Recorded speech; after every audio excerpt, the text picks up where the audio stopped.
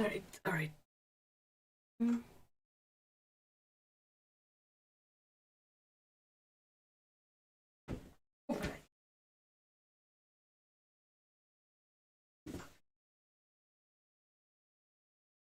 Oh.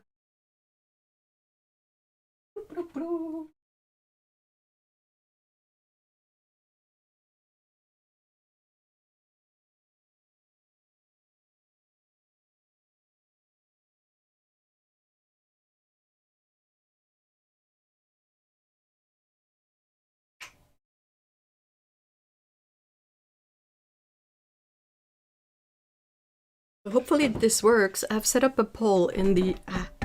dang it. It's gonna be a long day of me hitting my knee on stuff. Sorry about that. But hopefully it works. You can hear me, you can see, and also I've set up a poll in the chat. So you can vote for whatever you want me to swatch first.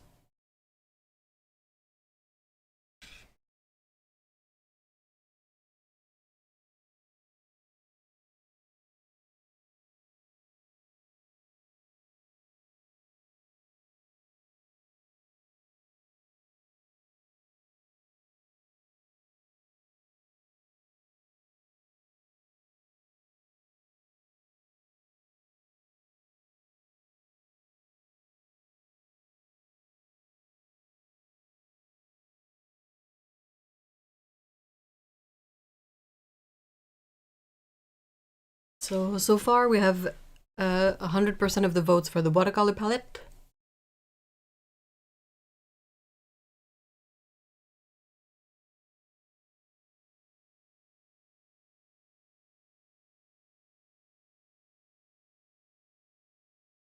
Arctic Journals, hello! All's good, sound is clear, already voted. Awesome, thank you, how are you?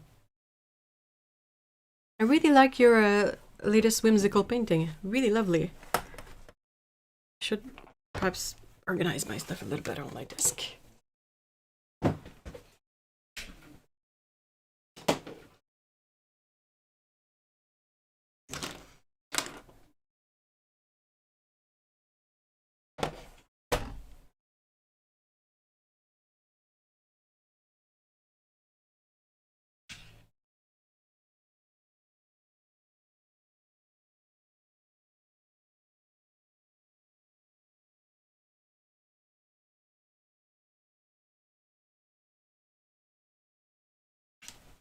How is the setup with the like close-up camera and the other camera? Is it too much? Is it interesting? Is it annoying? Like, what do you think? I've tried something, but yeah.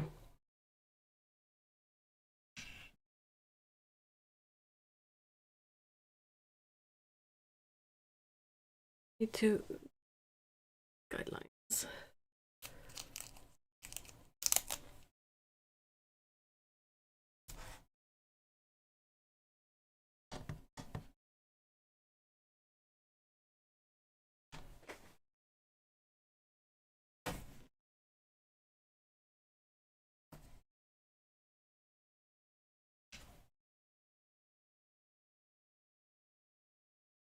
Oh my god, did actually 3 of those today. Ooh, awesome! Hi Nikki, hello! And welcome back, Auntie Patience. Hi!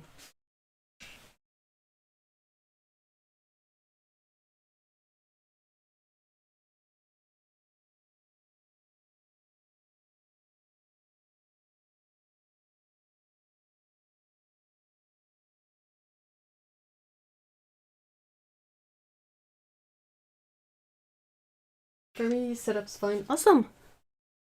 I just have to like remember to move the swatch cards around as I progress, so they stay visible under the zoomed up version.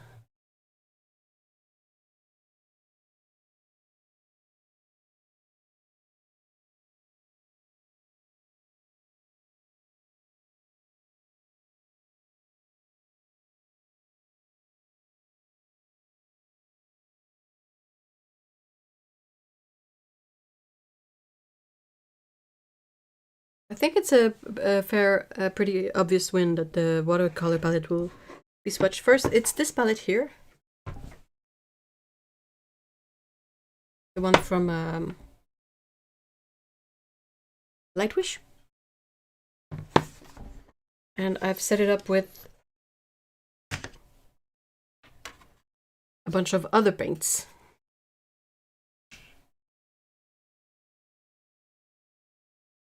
Livestream is a lot more active when I actually push the play button. Oh no! Well, hi!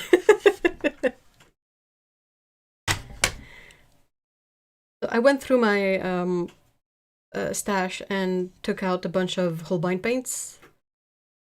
And I've set it up this way.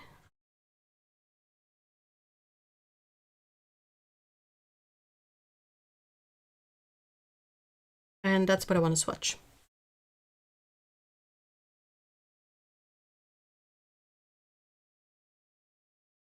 Doing a lot with new rosa colors.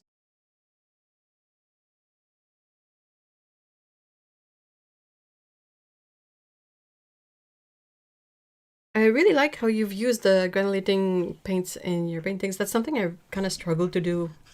I really wish I could like find I don't know, an easier way to incorporate them, but for now it is still a struggle.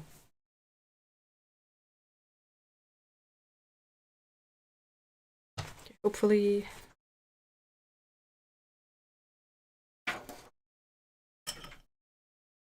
all right, one of my cheapo brushes, and I think I will add a drop of water to all the pans. Even if Holbein re-wets really easily, it's just going to be quicker.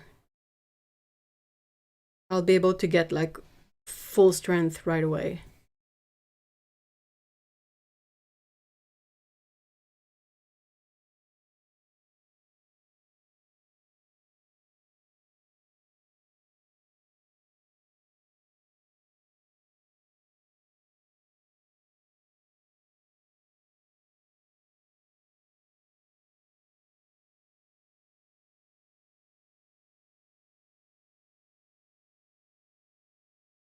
I'm very focused. Give me a sec.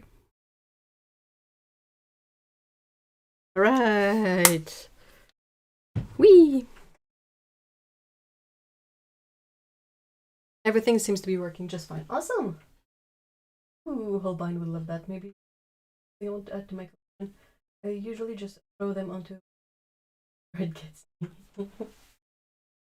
Yeah, but I mean that works with you. Like I struggle to use them, but I love them. It's just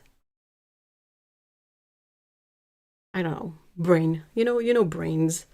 All right, let's try this. So I know what some of these are, and there are some that I don't know what they are, and I'm not bothered with it because I know that all of these are Holbein. And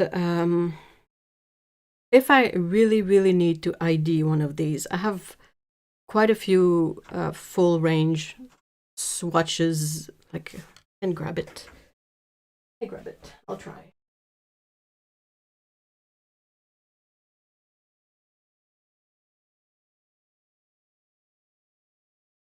So I have two palettes that have all of the Holbein paints in them, and that's my reference like chart. And I also have this printed out reference for what colors where. And so yeah, if I really need to figure out one of the colors, I can compare swatches and try to find it this way. But I also have like other sheets full of swatches of this range. I was doing a sort of a inventory sheet recently for my Holbein paints, just the like prepping the sheet with all the info that's available from the company.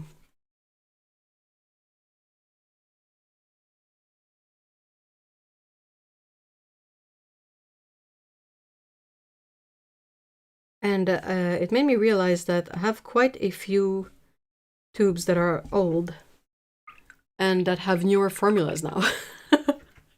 There are so many notes on my spreadsheet like a little note feature where you can, I wrote like, was previously this pigment. For all the paints that I have the info of what they were before.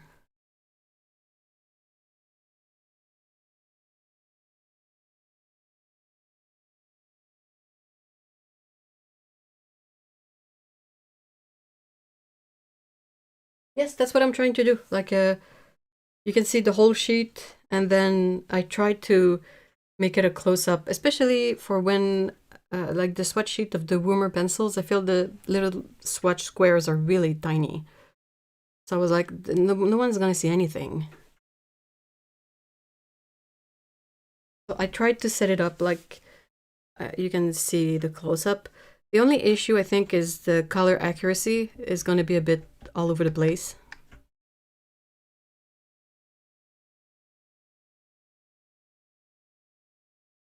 So I'm fairly sure this first color is yellow ochre. The second one is raw sienna because this little pan is labeled. These are some panned Holbein paints that Otto sent me a long time ago because she wasn't using pans anymore, and I was like, oh, I'm going to send these to you. And I was like, sure, I would love that. But yeah, she labeled all of hers, so.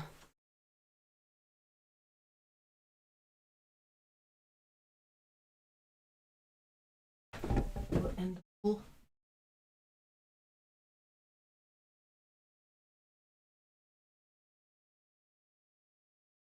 Okay.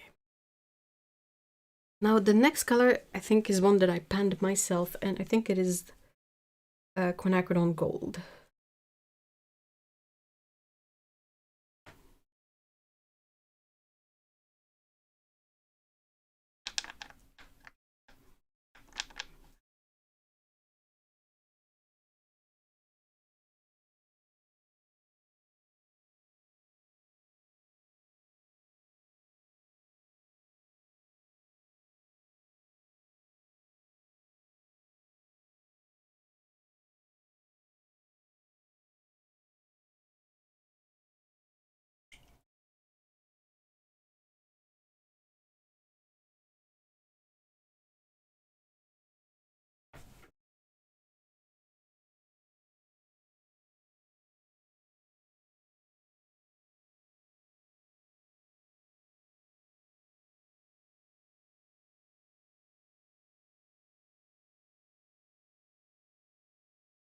This one I'm pretty sure is burnt sienna, because it's also a pan that comes from Otto,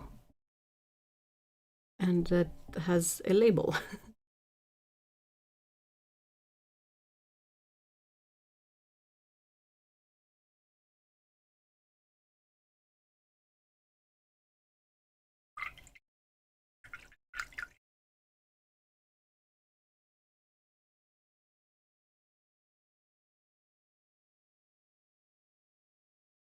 The Roman Schmal Queen Gold is really, really nice. I think this one is burnt umber.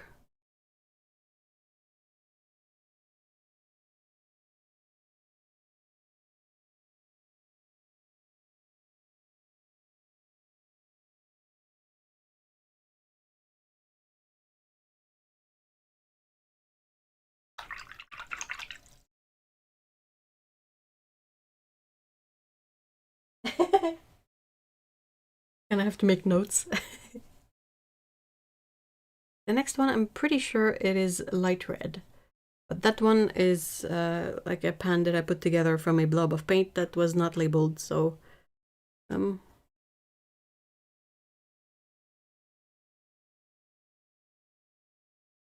very opaque, but it's really nice.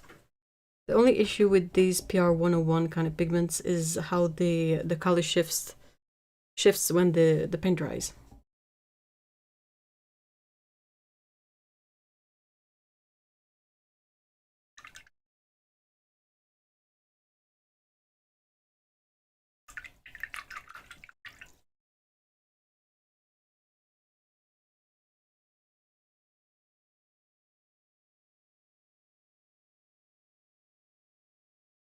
Hello Dan, hi! A water break. Thirsty.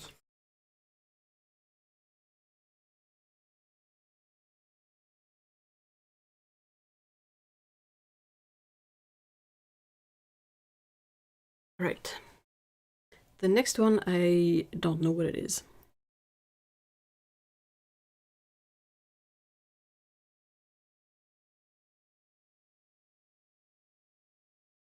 Like, I don't remember if it's their Van Dyke Brown or the Sepia. Sepia. They don't have a bajillion dark browns, so that makes it easier, but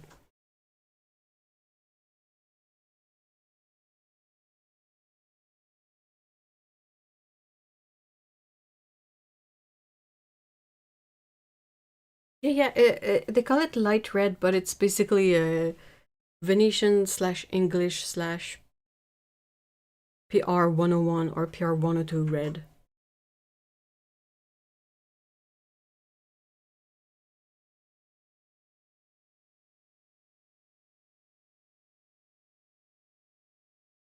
This one, for now, it's almost impossible to tell, but it's Perline Green.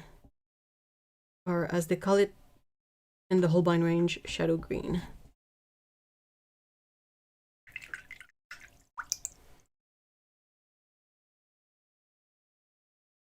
All of these are Holbein paints.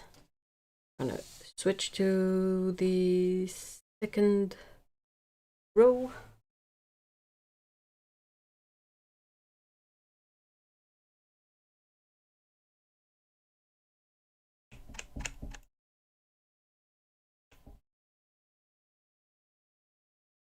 This one I'm pretty sure is olive green. You know, for once that a color named olive green is actually a fitting color for olives.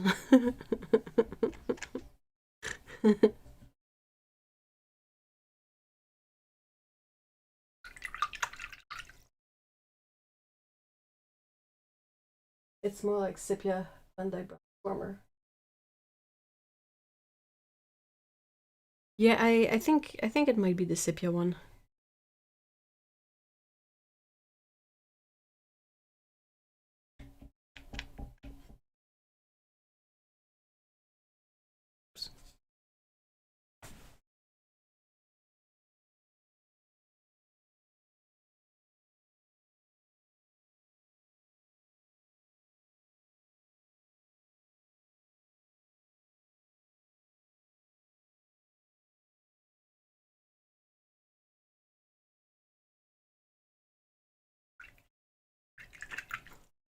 I don't remember what this one is, but yeah, it's gotta be like it's gotta be this one. And that's greenish yellow. They don't have a what's the one I'm looking for? We had a whole ramble about it last week. You know, green gold, PY 129. They don't have a PY 129, but this is the closest color that Holbein offers. Love me good greens. By the way, Rosa Green Quartz, been playing with this one recently, and it's so pretty. I really like greens. I feel like it's I'm pretty sure I've mentioned this before, but whenever I want to like gauge a palette, like what a brand offers in terms of colors, one of the first sections I will look at is, of course, the secondary colors, and I will often start with the greens and see, like, okay, what are your offerings in terms of green colors? And depending on what they have, it's probably going to influence my whole opinion on the whole range. Can't wait for the new Rosa colors to be available in the UK. Yeah! They're really exciting, aren't they?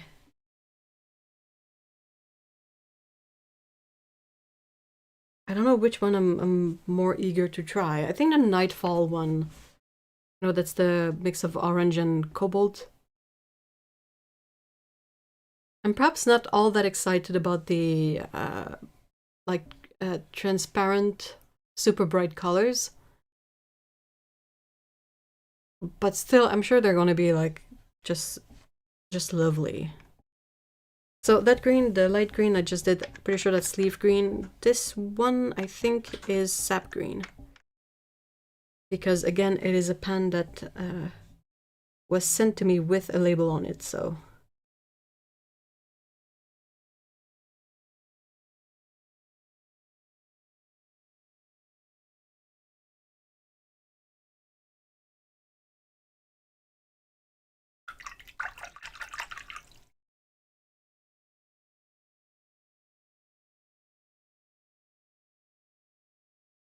Amy, hi!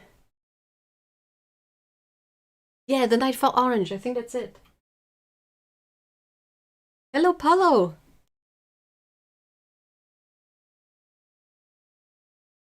I have the unnameable company's quinacridone gold in a stick and it does not like what? Really? Oh.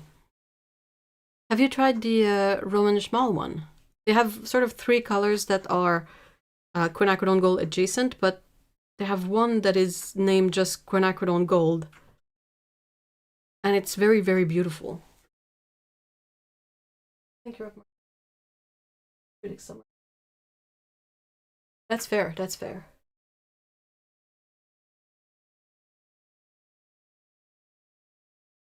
I usually check out the blue first. If a brand can't make a nice blue, there is no hope. Yeah, I'm glad you guys appreciate the fancy camera work. I really I wanted to try something out, and it was a bit of a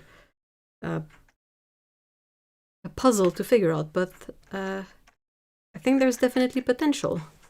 And luckily, you guys don't see all the cables around me. If I trip and fall, you will know why.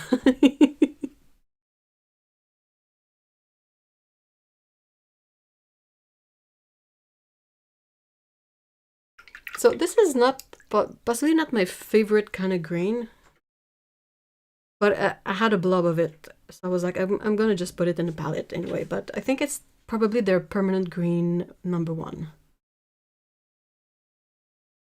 I feel like it's gonna be useful for mixes maybe. And then I have the tiniest pan of Viridian Hue. I know this one is Viridian Hue, because I don't really go for yellow green blue shade.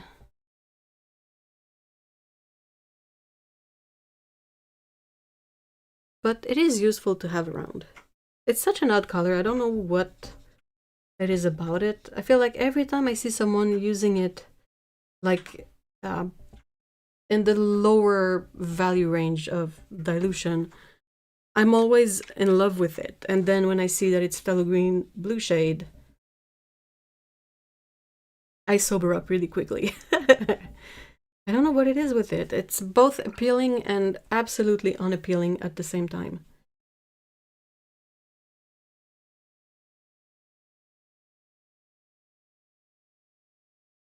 I do love Ultramarine Grey in there and Nightfall Azure. They're both interesting in their own way, but yeah. They have just about the same kind of color composition except for one pigment, I think. Oh, that's gonna be difficult. Hold on.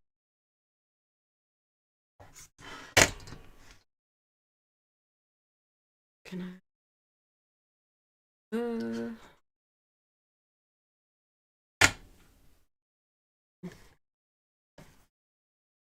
Let's try this.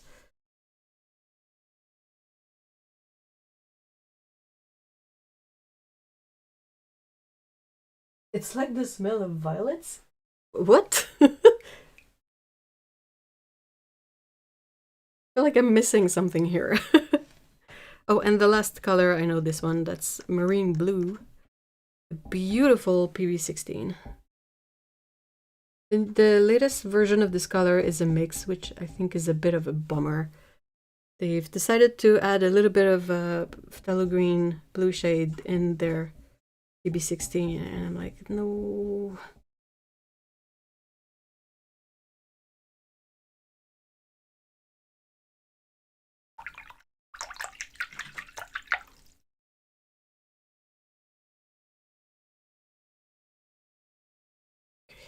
Whip. Third row. Up. Also, I'm gonna take a water break.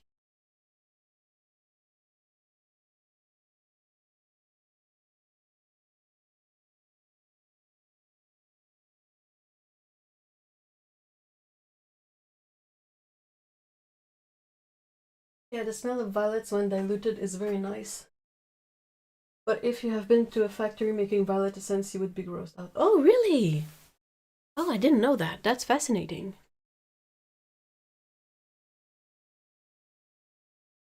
Now, how do you know that?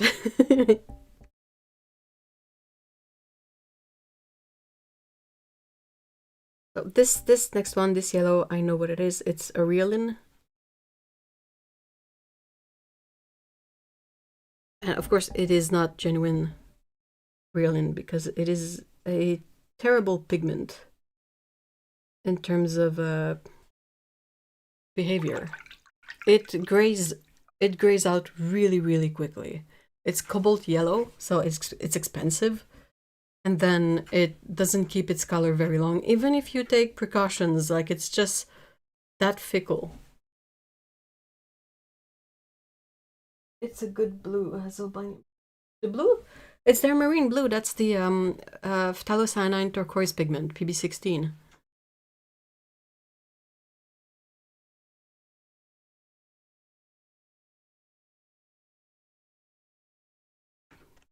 This next one, I don't know what it is, but it is one of my favorite yellows that they have.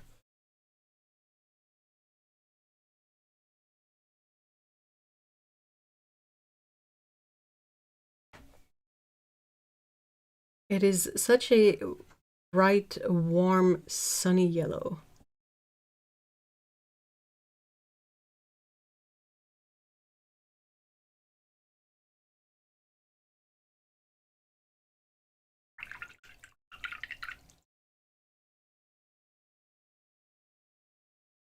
I've read about it. I think the person was... Would make sense. I feel like France has a lot of stuff that is violet scented. Or lavender, or rose.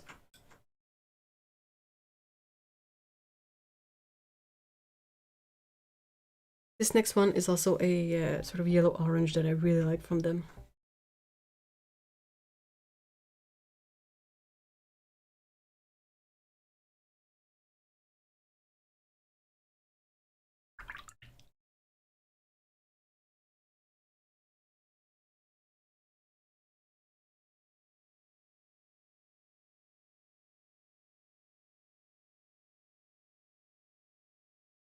I don't know what it is.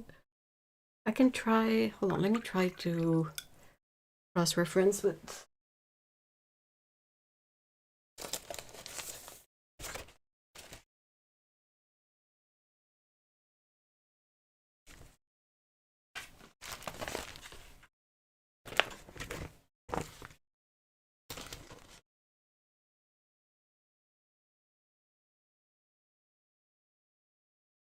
there's a very real chance that this one, the bigger yellow... Hold on. This one with the cat hair in it. I think it could be their permanent yellow light. And then this one here, I do believe is their permanent yellow deep. They have cadmium colors that are similar in hue, but I know I don't tend to go for the cadmiums. So the likelihood that these unlabeled pans are cadmiums is very low.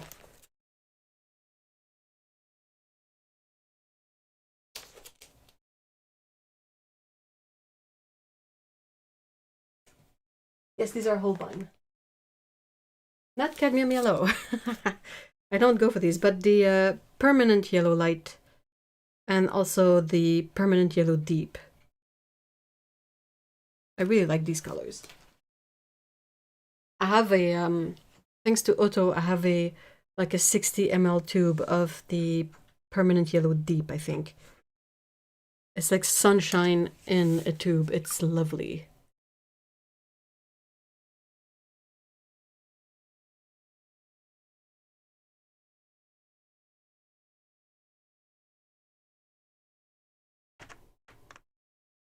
Next one is a blob. Very orange.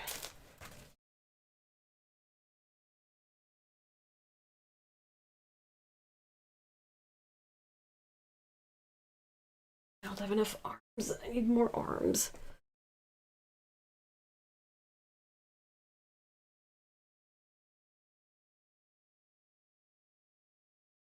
This one is also very striking because it is insanely orange. And then when you dilute it, it glows. It's very yellow.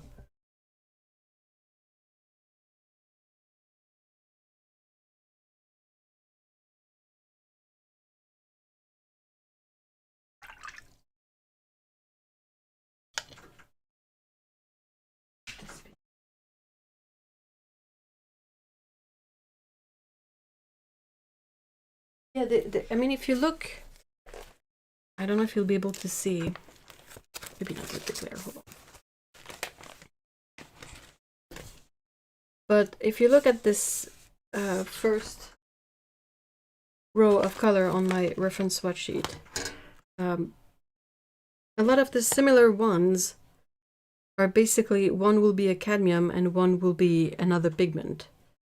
So hold on, 1, 2, 3, 4, 5, 6, 2, 3, 4, 5. So this one here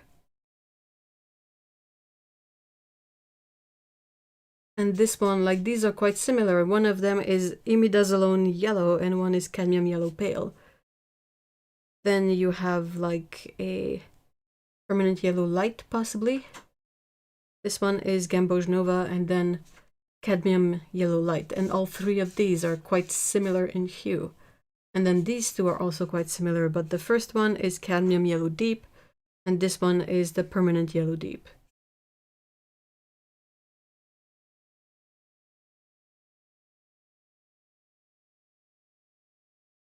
I don't know what orange that is though.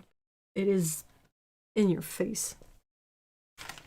I'll possibly be able to do a better job identifying them if I pull out my palettes of these colors so I can compare the color of the dried blob of paints too.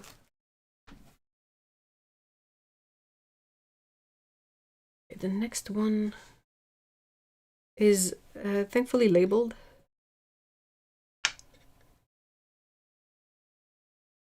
This one is permanent yellow orange.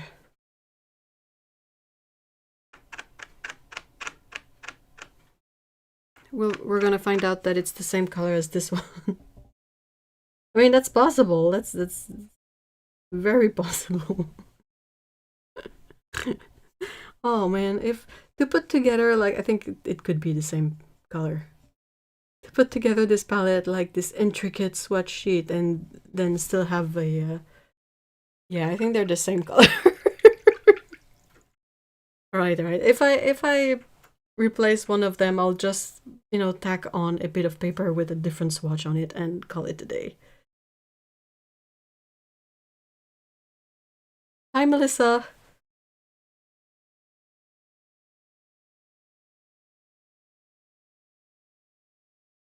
Okay, this next one, I know what it is. It is brilliant orange. And I know it's a different color than the ones before.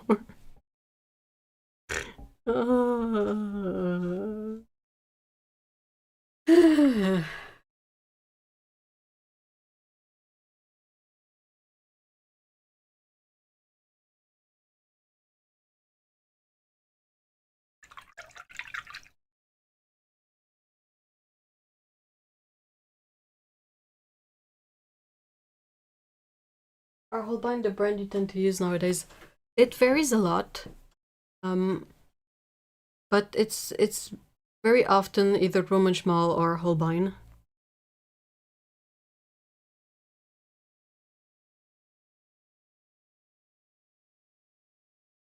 It's difficult because I feel like the more I paint, the more I start like having preference for some pigments, like oh, my favorite Perylene Maroon is from this brand, and then my favorite Green Gold is from this other brand, and then my favorite green is from those, and my favorite cobalt teal is from another brand, so it becomes complex.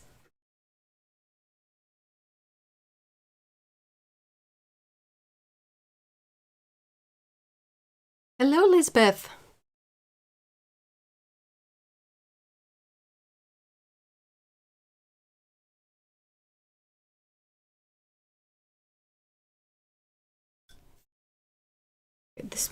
This next Holbein one is also labeled, thankfully, but I think it is Scarlet Lake.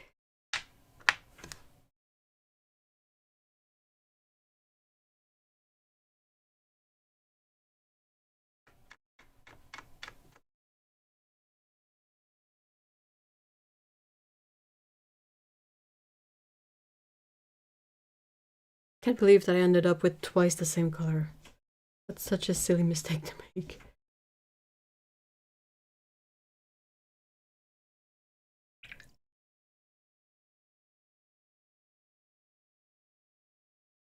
Oh my god, it's good.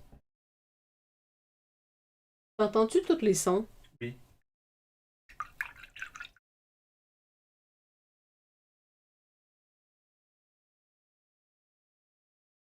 Can relate. I'm kind of jumping between a couple of brands depending on what.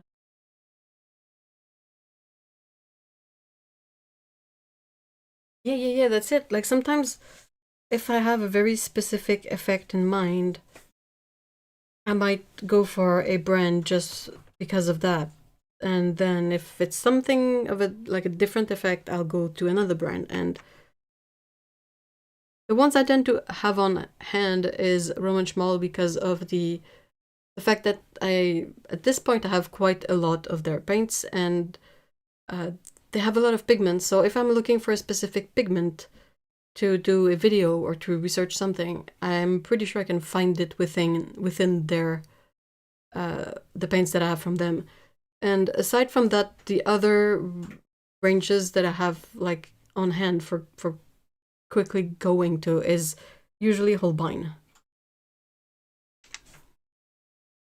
This one is their lilac color. And if I remember correctly, because I saw it recently, it is a mix of... I think this one is like... put my finger in it. It has PR122, PV23, and then PW6. So a quinacridone sort of pink magenta kind of color. Dioxazine violet, and then titanium white.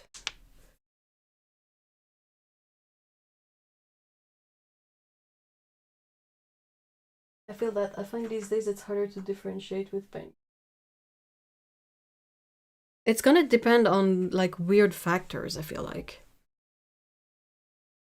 But yeah, also something to sort of keep in mind is like what you already have, what's the price of the stuff that you can buy. Like for me, the brand that shall not be named, even if they have a very impressive selection of pigments available, the cost is so prohibitive at this point that I don't really consider them. I have a good selection. Sorry, I have a good selection of half pans from them that I can reference for specific things, but like for purchase, unless I stumble upon some sort of magic deal somewhere, that it's just not good. Any other paint brand tends to be more affordable.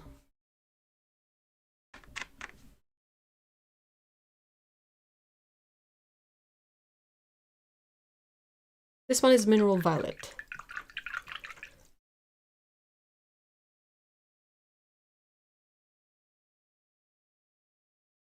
Color looks very different in each view of the screen. I know, I'm sorry. I tried to set it up the best I could, but this was the one sort of setting that I couldn't really... like I didn't have a lot of options to make it look right. Thing I tried to do in that case is I tried to take a photo of the swatches eventually and to post the photo so you can see perhaps something that's a bit more reliable, but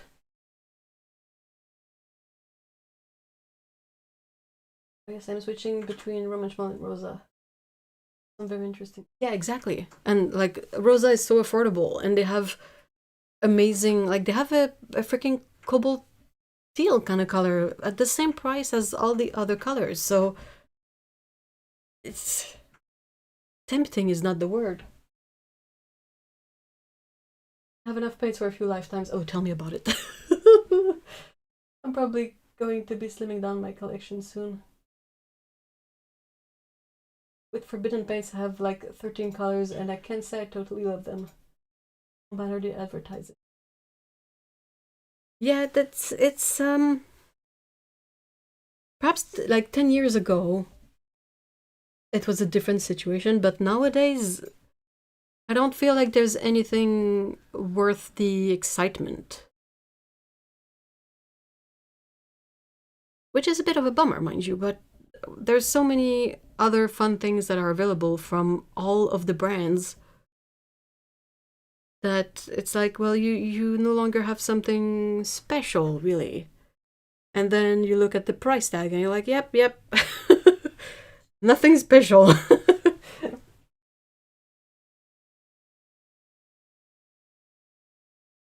Stop myself from buying the new Schminke paints. The like the retro ones.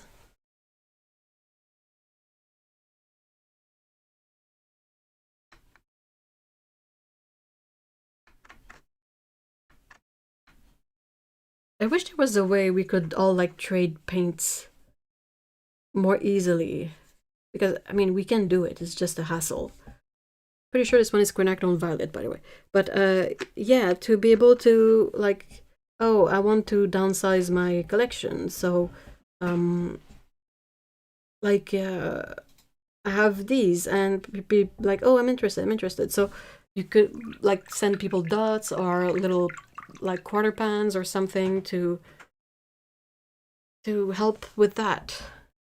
I usually try to sell my the paints that I want to, you know, destash or declutter, but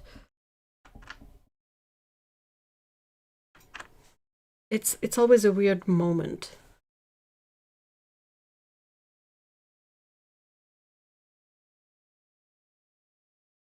Definitely, I just was interested in to try them because yeah, exactly. I mean, they're you know decent. They're very decent paints, and 10 years ago they were sort of the only brand having like weird mixes.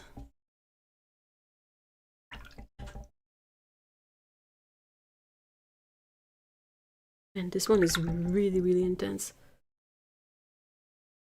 Pretty sure it's like a quinacridone magenta or something, but it's just very mastone at the moment, and I'm like, that's a bit better, perhaps. Very pink.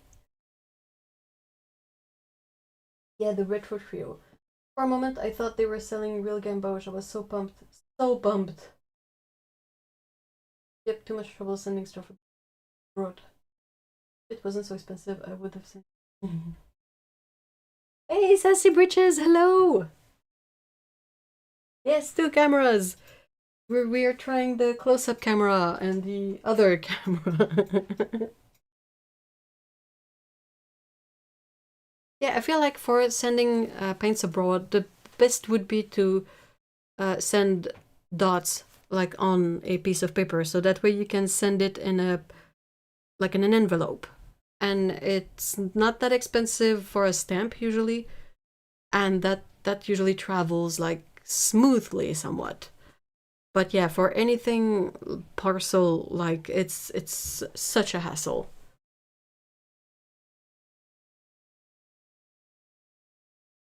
Hey, Agent XP, hello. What is the deep natural green color? Missed. Oh, which one? What are you saying about a 7 pigment black watercolor is not your thing? Mind you, I tried it and I was surprised because it is beautiful. It is a really nice black color that I don't think includes any black pigment. But at the same time, it's a very puzzling paint because it's like, why? And also, are you telling me that this artist would custom make this mix every single time he needed that black? Like, oh my gosh.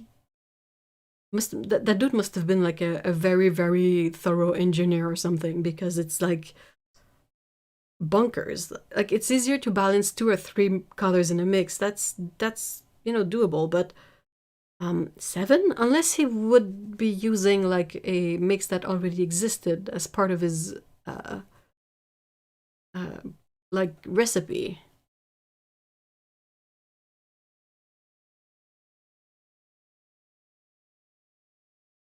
The only thing is I got bugs. No, I know. I'm not saying that you should do it or whatever. I'm just saying, like, hypothetically, sort of the only way right now to do this kind of paint exchange thingy is by having dots on a piece of paper. I don't see any other way.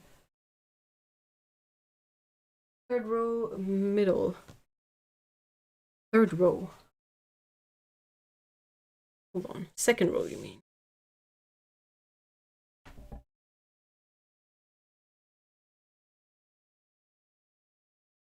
Like, I don't know if you remember the special color from Schminka, the Cologne Bridge Green or something.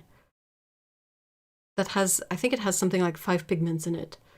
And initially, I think all of us were like, holy moly, 5 pigments. But then someone realized that it's a mix of 2 colors that already exist from Schminka.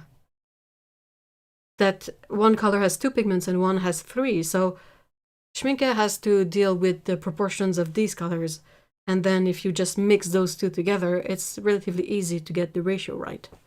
So unless the 7 color black is using a similar sort of shortcut, it's just bonkers. I don't think shipping from the UK is too bad these days, so it's doable to send tubes. Unless you have to send them to the US. That's the tricky part. I have an idea if not on internet. That's very, very nice. But yeah, I mean, we'll wait and see, because I don't want to like put the extra strain on you to do that either. We will get them at some point.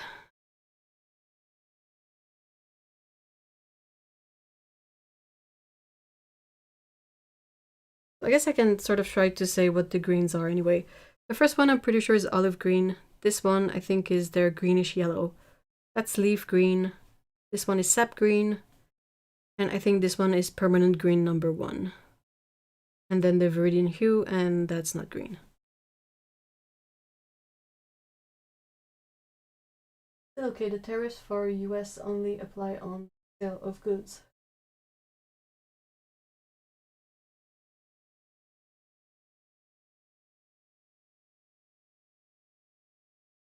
Okay, the next one.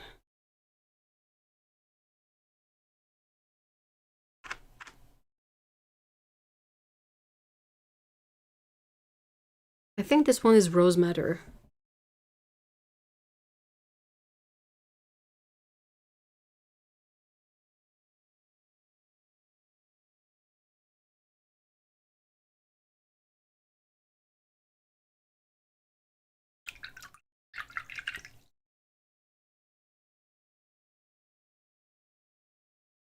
Just want you to try those, they're the best rose.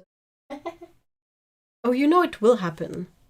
Like the moment they like they're available, my options are either like the Ukrainian seller on Etsy, or if I have to wait longer, there's the local lady here that has a lot of like Ukrainian and Russian supplies that she sells. That's the sub green thing. Yeah, sorry. This next red is Pyrrole Rubin.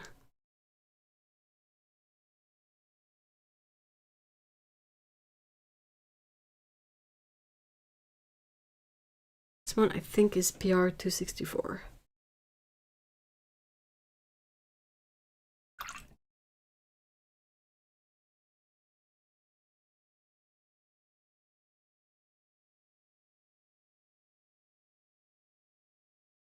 Jackson's has rosa paints too, but it's not very convenient to order for me because like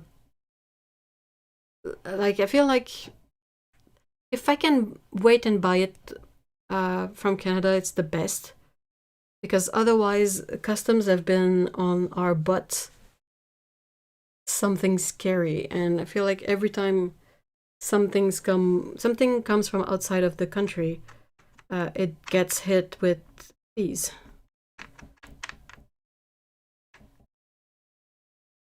I wouldn't mind the fees themselves if it was just, you know, taxes. This one is the permanent alizarin crimson, I think. Yeah. The part of the fees that I kind of object to is the $10 handling fee that they stack onto every single parcel that they check. Because you're like, sometimes you're like, there's a like a rosa tube of paint in there that's like $4. And you tell me I'm gonna have to pay like $15 of customs. Like, no thanks. Scott tombe pas. Yon. Ta fille. Elle a failli tomber. Ouais. Elle a failli tomber. De distance.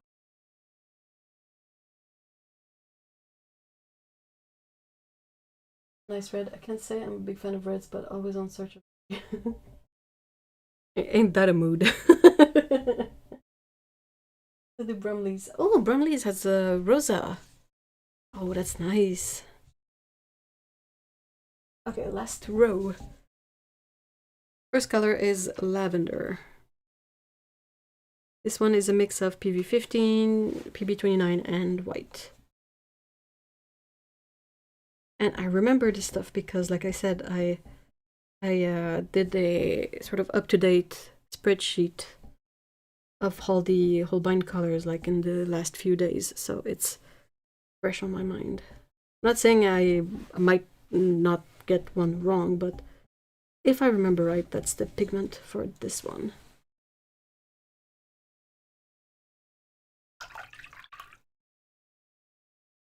I also really want to try to put together the colors that I talked about in the latest news video, the cabbage green and the carrot orange.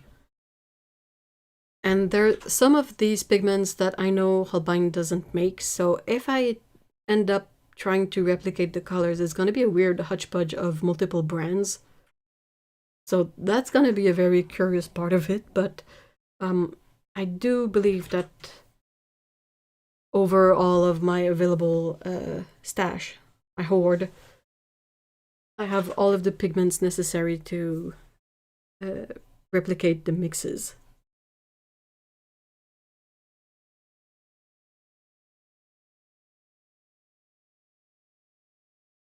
This one is their Cobalt Violet Light. It is pigment PV47.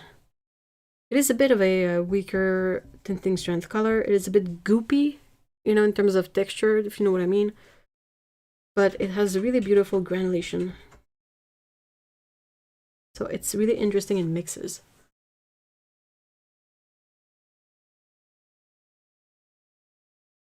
The carrot orange, give me...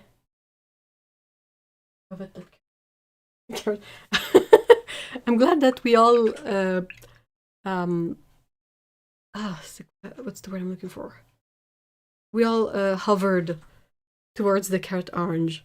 I feel like the cabbage green is a mix of hold on. I wonder if the cabbage green is just simply a mix of their composed green and then PY 159, because it would track. If you look, I hope you can see here, this lighter color one, that's the composed green. And I feel like if you had the the kind of light yellow hue of PY159 in that, you're gonna get the color of cabbage green. And then the carrot orange.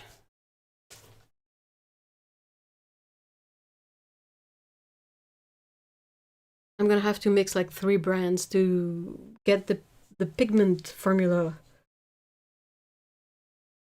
But none of those brands is core, so technically all the binders should be gum arabic. So I think we should be okay. This one is Holbein's Permanent Violet. Very easy to recognize. It is their dioxazine violet, so PV23.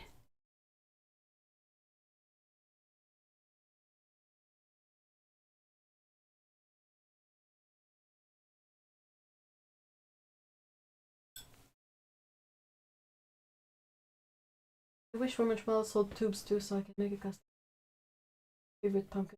Ooh! What is your favorite pumpkin orange? I know that Roman is working on tubes. He has been working on tubes for a very long while now. But I think it's not like up to his standards, so... Or maybe it's just a really like complex thing to get started, but it is something that he has definitely been working on. Ever since you made that video of the Holbein special editions, they're impossible to find because from what I was able to understand, they were available only for a specific event in Japan. And even then, they had limited stock and they were not available anywhere else. So your best option would be to possibly find someone that is selling theirs, but I don't think that would be really easy because I think most people who got some are in Japan. The cabbage green really grabbed my eyes because one of the verbal tics my boyfriend has is the word cabbage. Immediately wanted to bite in his own.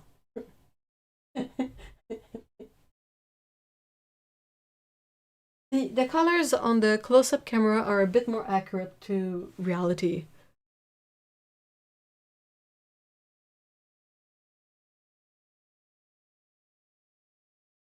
It's a mix of Aquarius Red and Quinac. Ooh, I'll have to try that. Sounds really pretty.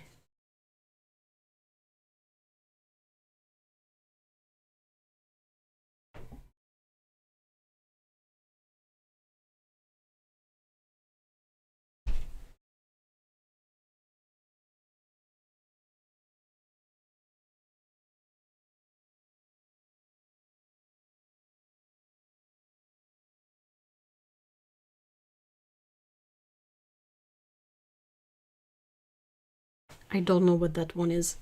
Sorry. It's either Payne's Gray or perhaps Neutral Tint. The next one I think is going to be Indigo. I'm gonna have to just watch it.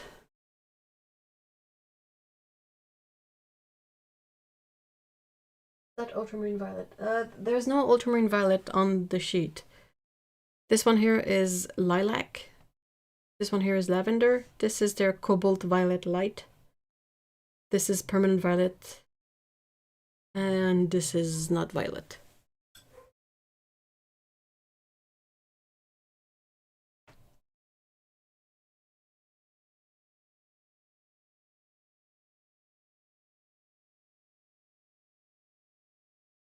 I think this one here is indigo. And the one next is either, I'm thinking it's Payne's Gray, but it's either Payne's Gray or Neutral Tint. Currently, Holbein's Indigo used to be Prussian blue and black mixed together. Now it's a mix of, I think, I don't remember what it is, phthalo blue, something else, and black.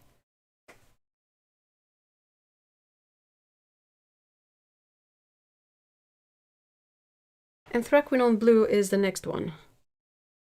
It's called Royal Blue in the Holbein range, and it's this next color.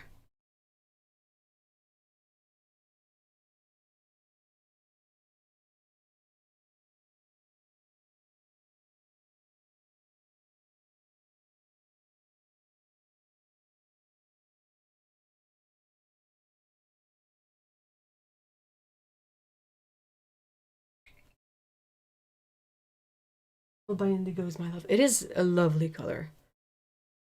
It is very, very pretty.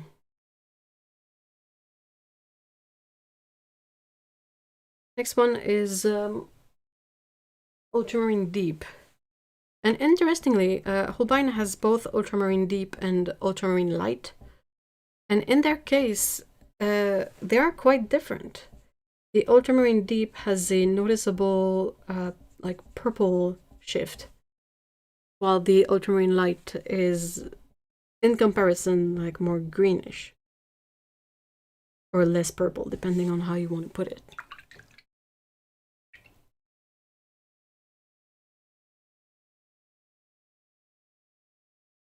What I have is a mix of PBC and PBK6 for indigo. Who makes it with that mix?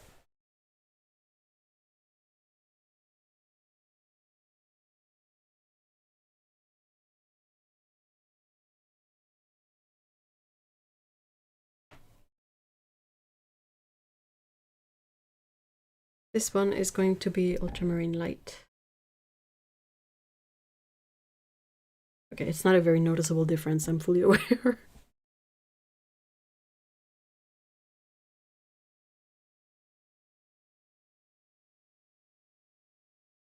It is very subtle. Yeah.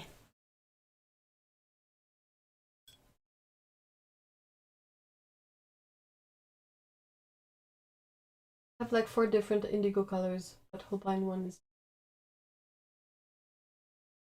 It's funny, on camera the colors here, they look like reversed, but the light is a touch less purple than the deep one.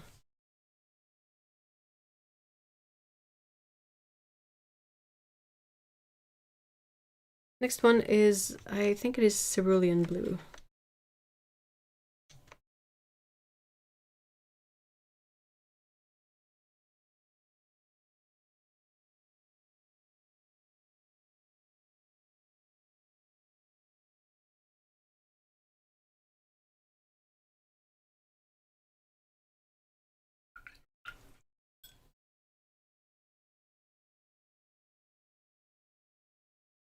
And the last color is cobalt turquoise light.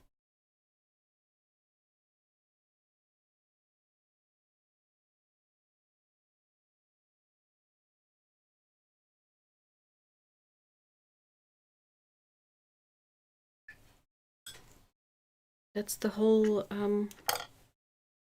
palette swatched.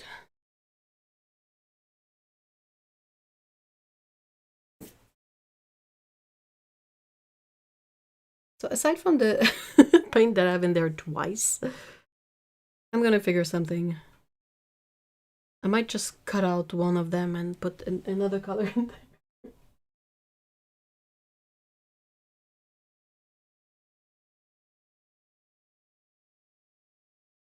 Okay, the colors on the overview camera are not that great, but I will try to take a photo when this is dry and maybe have a photo of the palette for reference. Or I might wait until I have like switched out the duplicate. I don't know where to put this.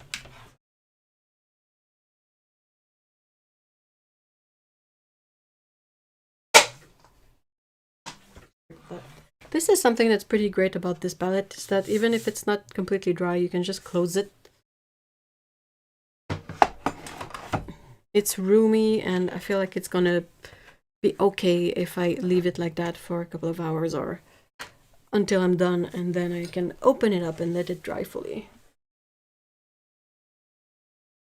You can stick, yeah, I can do all sorts of things to fix it. There's always something, isn't there? I wonder if I'm gonna end up with like a color that absolutely breaks the flow like of the hues in there. Like it goes from yellow to yellow orange to red, and then in there I'm gonna have like a bright green or something. It just doesn't fit.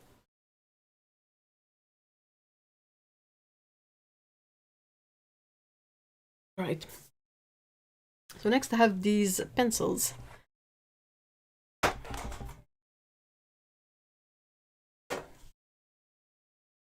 Is this working out? I can kind of see the swatch decently well. The only thing I need to do though is fix my setup, because I would have to get rid of my water containers.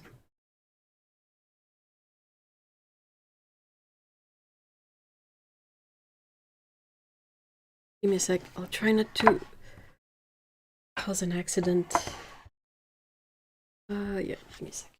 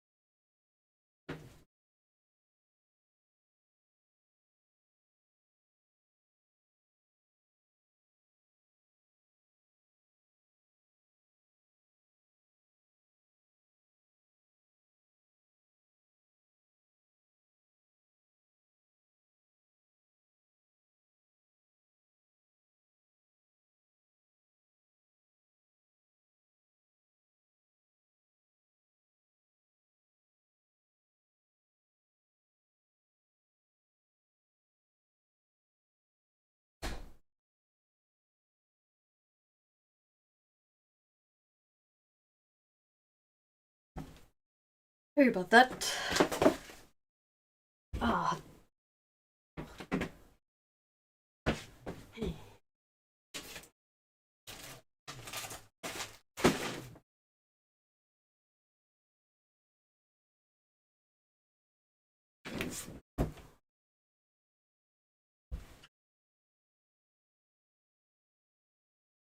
I'm thinking of buying Derwent Drawing, but that price makes my inner hamster moan. Yep.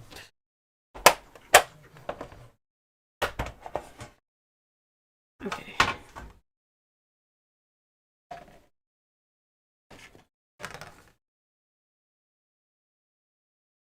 Think this works?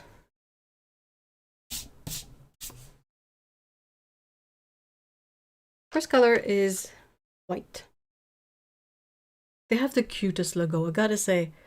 I don't know, you should be able to see it, but this little cat guy.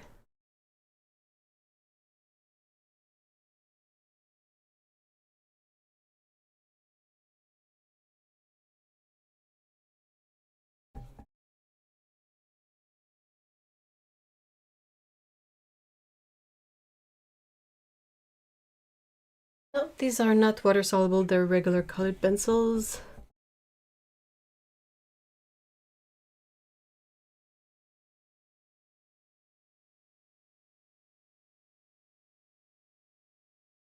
I used to use colored pencils in middle school, but I didn't do it on my pencil. Really? Oh, it sounds really unpleasant.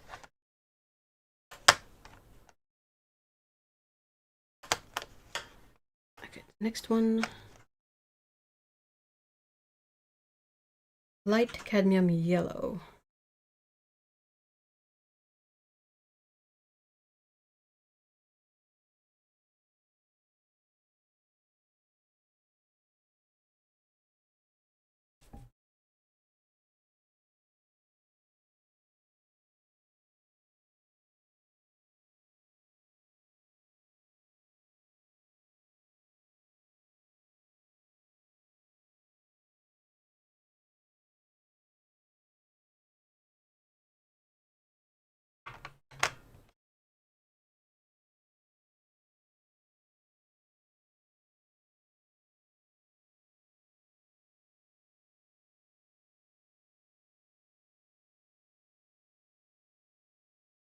Which brand are the pencils?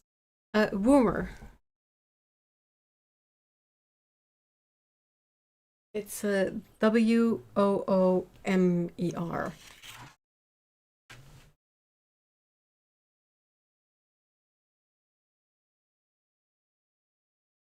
That logo is cuteness.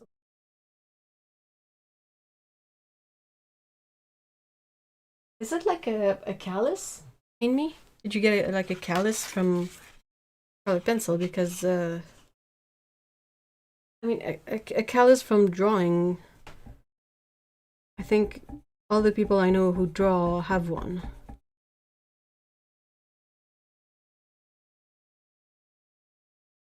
I don't know if a keloid is something different. This one is cream.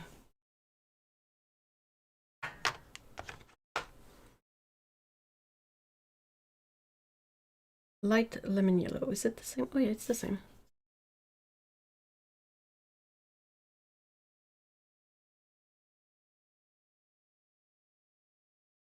Had one to input with years after.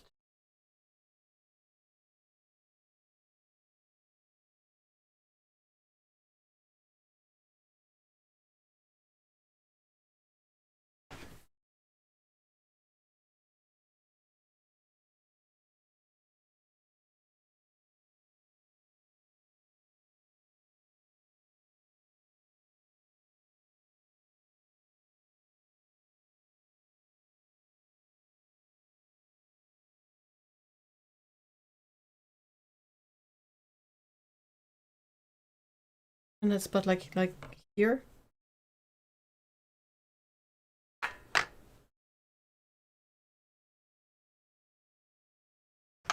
My hands are just a mess. Premium yellow. Oh, I love it.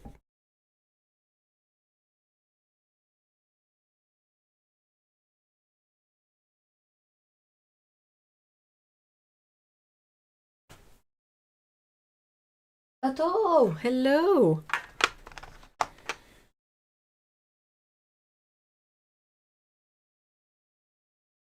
Next one is sunburst. Oh.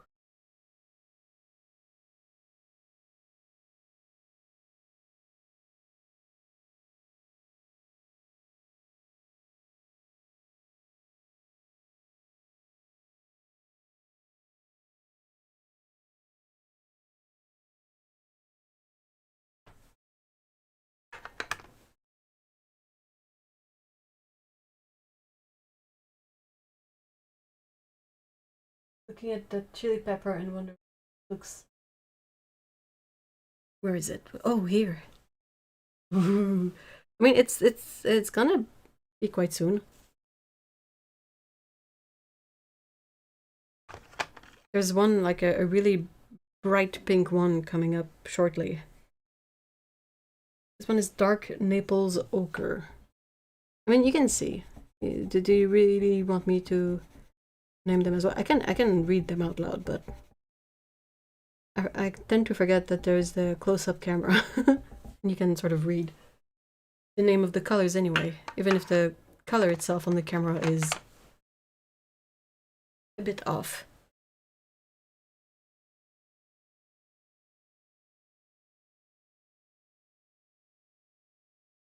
Just in time for the bright pink one. Seriously. That was smooth. To me, they feel like the perfect balance of what I like in a pencil. Hold on. Have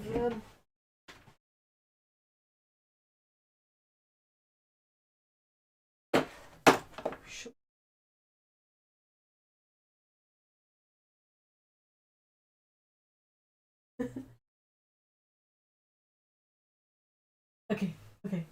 I messed up my screen trying to get these, but as an aside, the brand Post-it has little pads of white and little pads of black paper, and they're so handy to test out like the white pens, the opacity of stuff, the colors. Like, say you're doing a drawing with colored pencils, and you just want to have something quickly accessible that you can stick on your drawing to test out the colors. This is a dream. As for their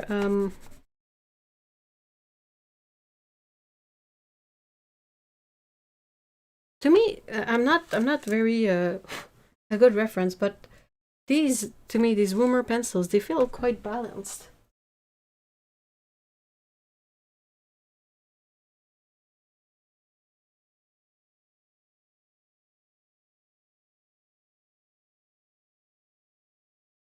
they're not like melty soft that the lead sort of like you have to resharpen it all the time, but I don't feel like these are hard, and the color like is picked up quite easily by your surface, so anything I like to do are the numbers below the names, the light fastness reading. Yes. You can see the little chart at the bottom.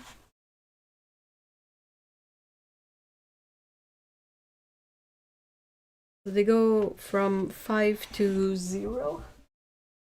But from what I can see on the chart itself, the lowest reading seems to be a 3.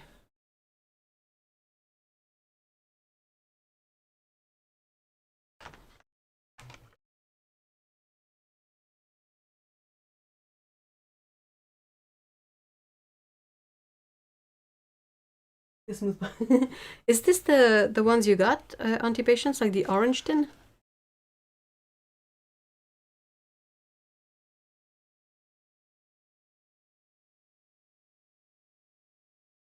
Hey, curious, hi! Getting fancy with the split screen. I mean, I'm trying to give you guys a good experience. I don't feel it's all that interesting to have a swatching video where you don't really see the swatches. So I tried to set something up with the tools I have.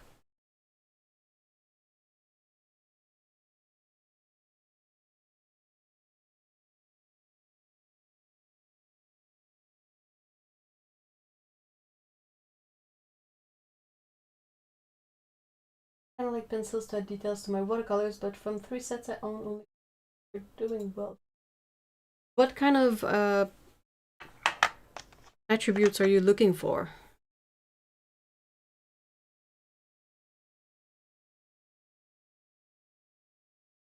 This watching stream ever. Paulo, you would love this tin. It is so obnoxiously orange in a good way.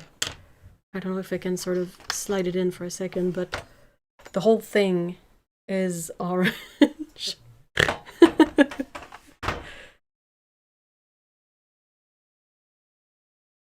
Attention, Scooty.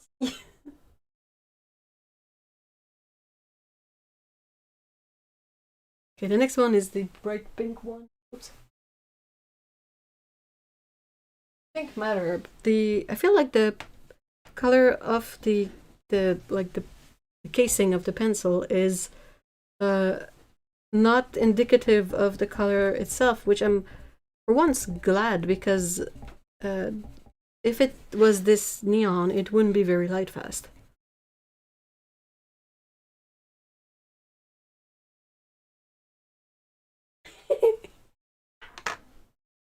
Il se passe des choses là.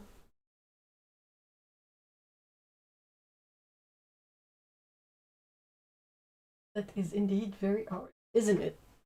It's so orange. Mostly softness and blendability. Oh, interesting.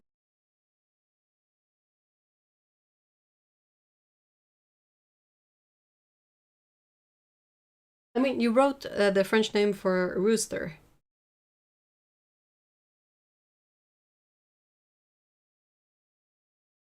Oh, softness and blendability. That's not something I have a lot of experience into.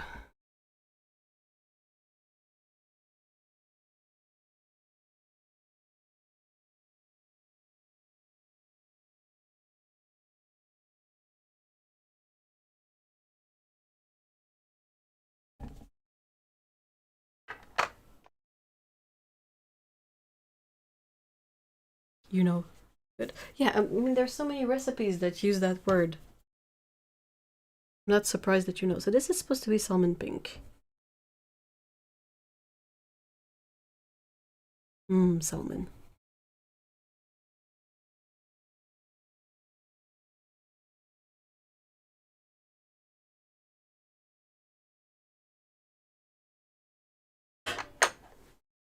Right.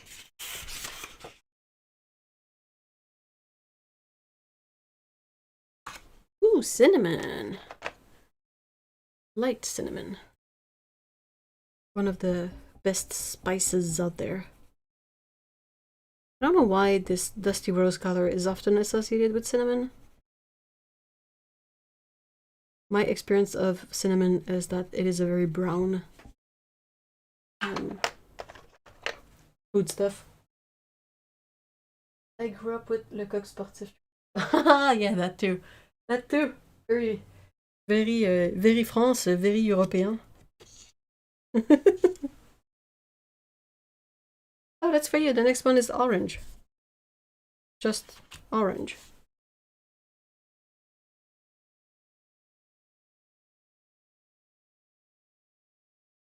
It is orange.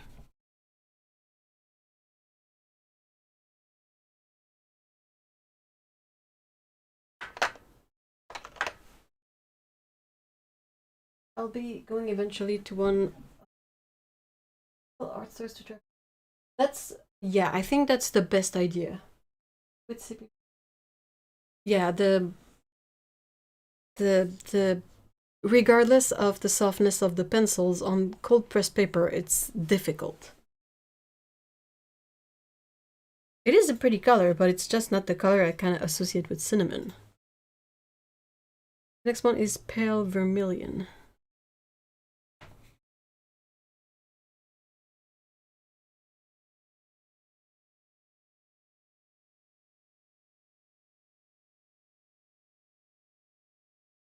I think that so far, in my very limited experience with the swatch sheets that come with sets, this is one of the nicest ones. Because, I mean, it's small. Perhaps a slightly bigger rectangle would be fun to get like a bigger patch of color. But I'm really glad that they had the foresight to have one part that's dark and one part that's just the white of the paper. So you can test your pencils on the two like backgrounds at once.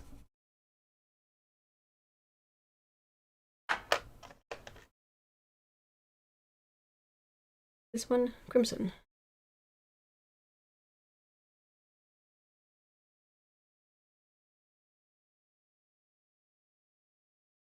Very brown ball. Yep. Or the little cinnamon hearts for Valentine's Day.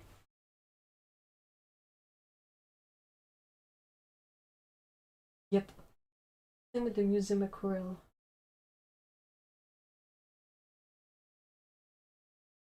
Considered what? You listen to Boards of Canada. Not a lot. I think I stumbled upon one of their songs in the past and I listened to that one a lot, but as a whole, I haven't listened to a lot of their stuff.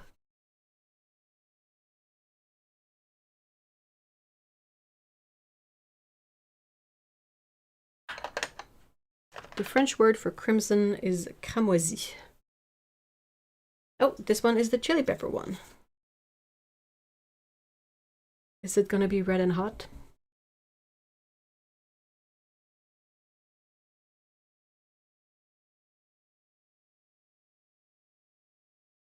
It is more muted than I would have thought, but a very pretty color. Carmine.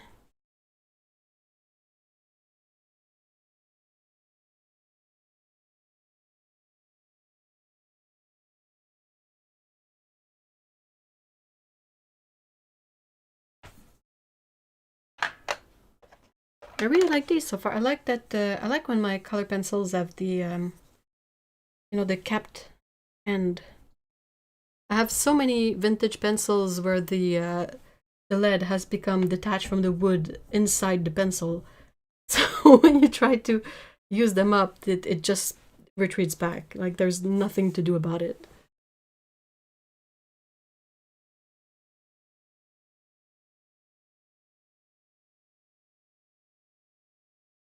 Should also tell us the name of the pencils in French, please. Oh, I can do that. There's some orange. No, not even. Faber-Castell watercolor pencil, but they look to me with cold pressed. Pepper one. Right, this one, rose red. So that would be rouge rose.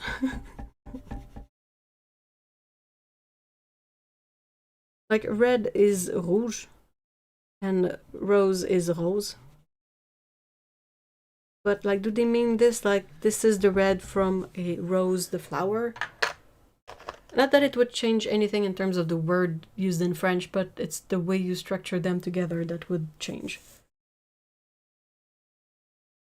Madder red purple. Oh, I don't know what madder would be in French. Red, usually the French way they name rose madder kind of colors is lac de Garance. But that's a weird one. Which would be madder red purple. So rouge, purple would be pourpre. And I'm not entirely sure what the madder would actually translate to.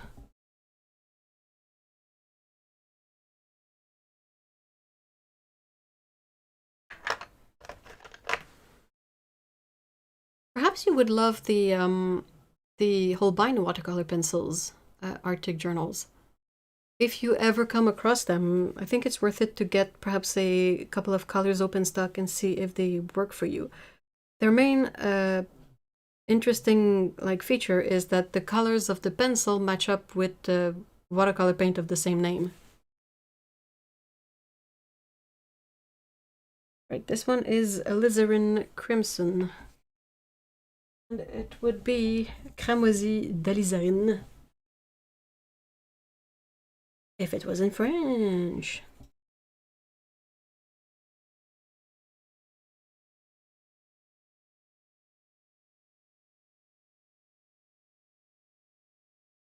I feel like crimson is a prettier word than cramoisi, because in French the moisi part is the word we use for stuff that is rotten.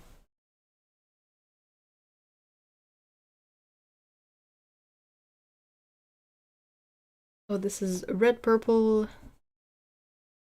rouge, pourpre. Colors are really nice so far.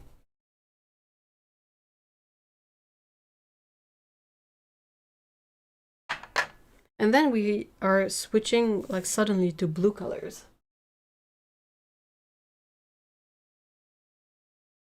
It is very abrupt, unless the order is not right, but this is supposed to be Caribbean Sea. And I don't know about you guys, but it's not really the color I associate with Caribbean Sea. Les mers des Caraïbes? Yeah, mer des Caraïbes. This is more of a sort of periwinkle, cloudy sky kind of color.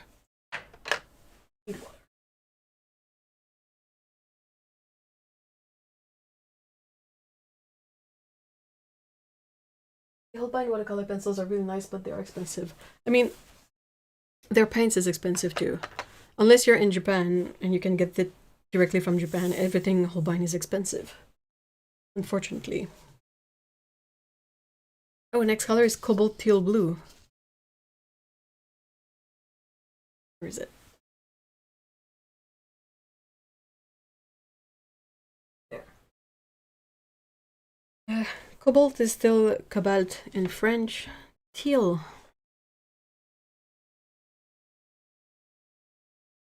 I think we kind of used turquoise to say colors like teal. And then blue is blue. Bleu turquoise de cobalt. Sounds a bit silly.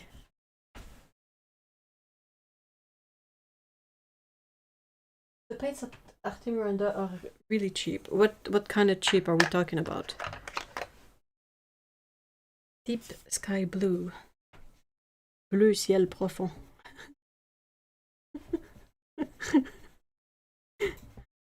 It kind of sound a bit silly in French. I don't know.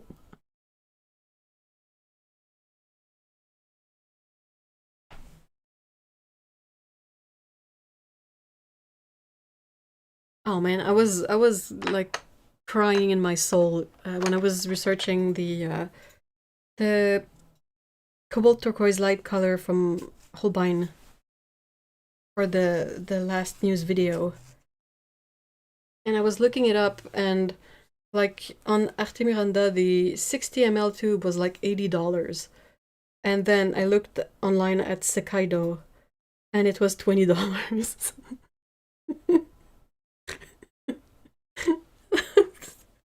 What? What? The French word for ultramarine is outremer. I think it's quite lovely.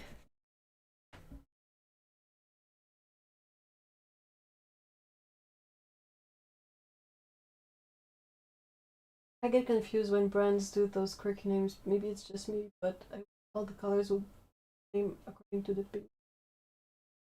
Yeah, I think that the issue for colored pencils is that they don't often always use just pigments.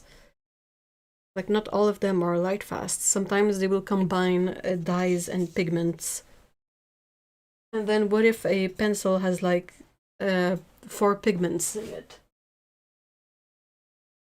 It doesn't make for a very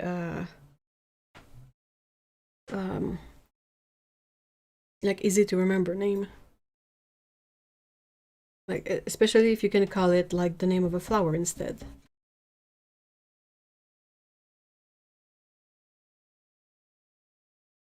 Incidentally, cornflower flowers, like the cornflowers, are so freaking cute.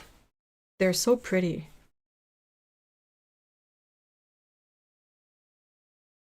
I will be doing a full review of these pencils, of course, but I need to start by swatching them. One is a phthalo blue.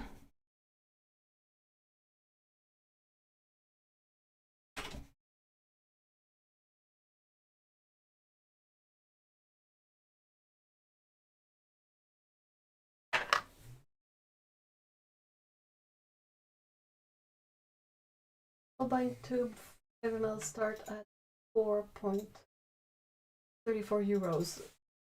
So that's, I mean, it's a similar price here. It's just that, I mean, the price is decent if you compare to other brands available here, but if you compare to the price they are sold at in Japan, that's painful. Like, really, really painful.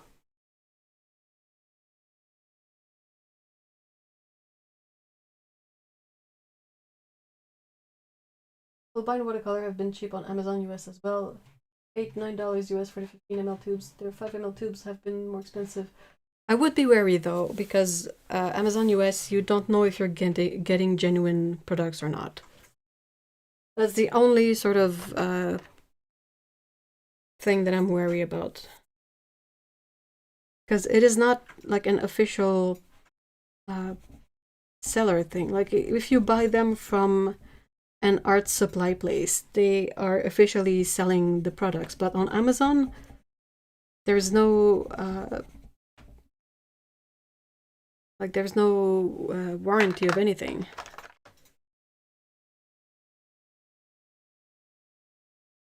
Ocean blue is the next one.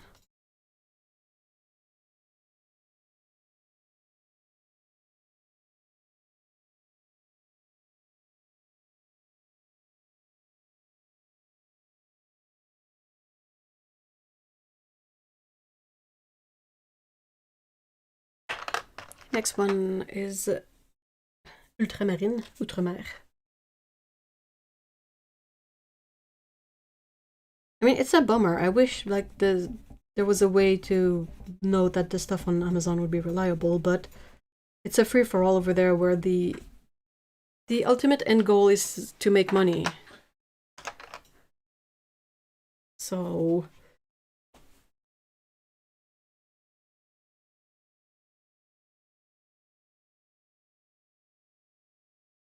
It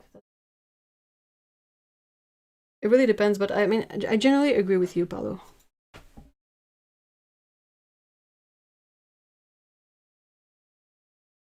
But I think it's like the tube that would cost you, I don't know, €4 would maybe cost you one and a half in equivalency in Japan. Like, there's a huge markup.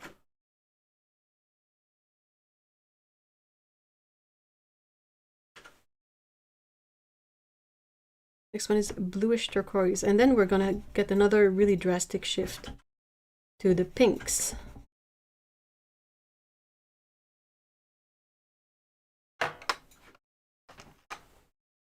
With baby pink.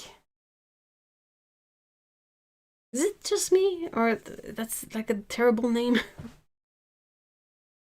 What's that supposed to mean? Baby pink, like, ugh.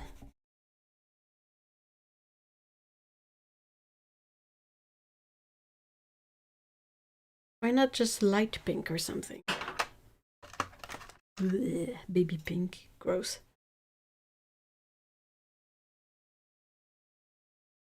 Ready for the pinks? Violet pink. He who should not be named runs 20. I know, they're ridiculously expensive too over here.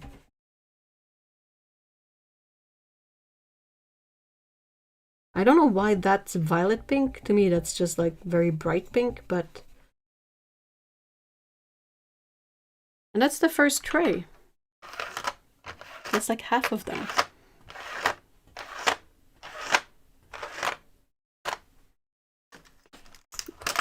They designed the box well, but this tray, plastic tray for the pencils, is just a bit too flimsy, and as you can see, it suffered in transit. So something that is, you know, designed with the right intention in mind of making it easy to pull out of the tin becomes a bit more difficult because of the flimsiness of the plastic. It is so flimsy, like that's ridiculous. I'm just gonna put this one back in. Then I'm gonna have to be extra mindful of the name of the colors I'm swatching in case something got shuffled. I should have paid more attention already to that, but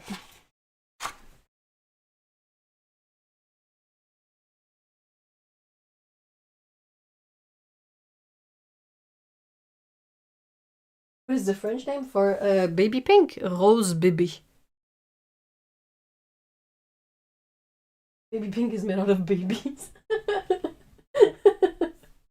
Hey, hi 23.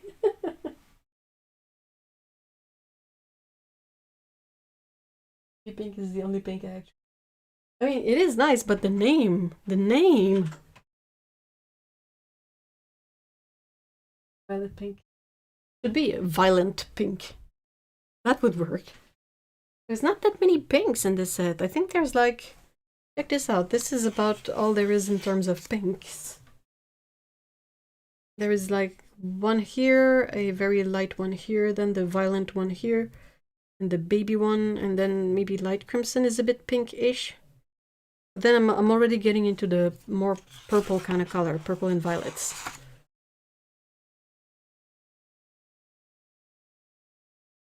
Marketing.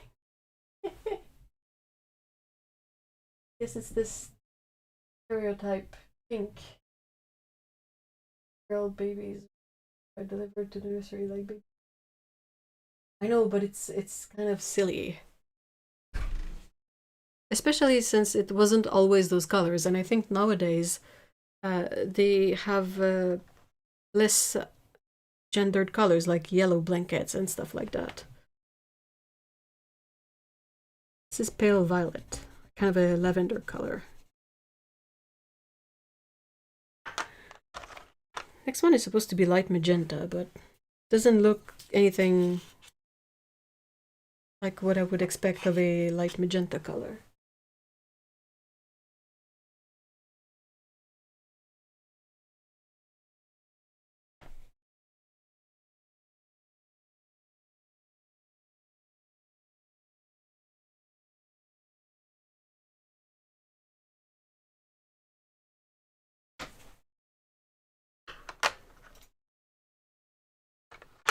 Okay, next one I'm supposed to do is manganese violet, so it's this one here. Whoop. They're quite nice, I gotta say. Okay, I can see why they would call this manganese violet, even if it's not exactly the hue I associate with manganese, but... You're checking the barrels. Yes, that's what I'm doing. That's what I'm doing. I don't think these moved a lot during transport. And I don't think I did it for most of the first try. But then again, like nothing really... The ones that I was a bit unsure of, like the Caribbean Sea Blue color here. This one, I checked the barrel to make sure it was the right one, because I was like, what? But overall, if it kind of tracks, I tend to forget to check. But I'll try to, you know, do a better job, since these were a bit more jumbled. One is light violet.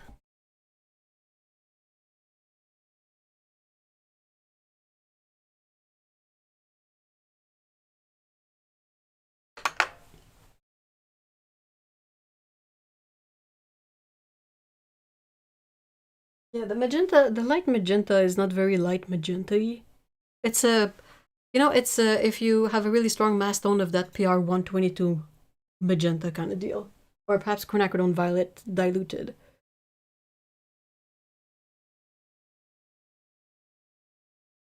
I was checking pencils and luminance 20 color set is like 100. I mean, it's the same price here. These are ridiculously expensive. Like the $100 for 20 pencils is the average price, because they retail in sets for about $5 a pencil.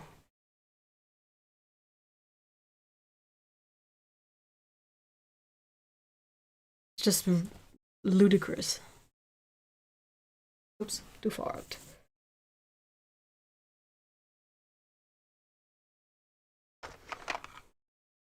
Royal purple.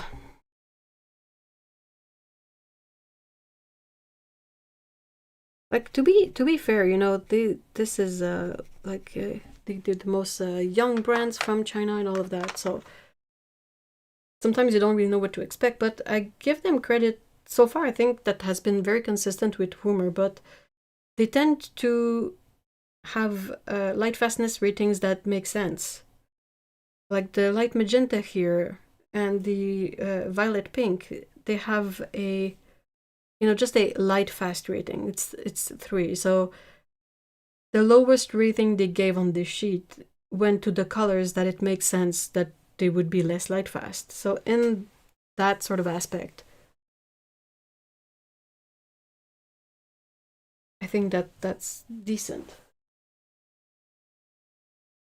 Our supplies are so expensive, seriously.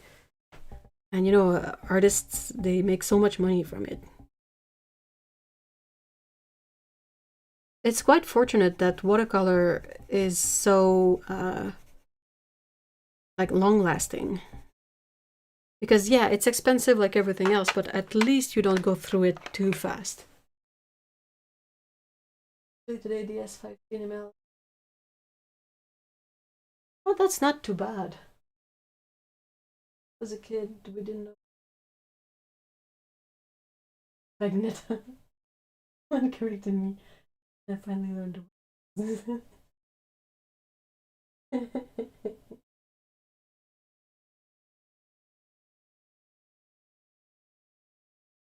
I mean, I think Magneta is kind of cool. I can see why no one would necessarily like correct you. Where am I at? Oh, light red.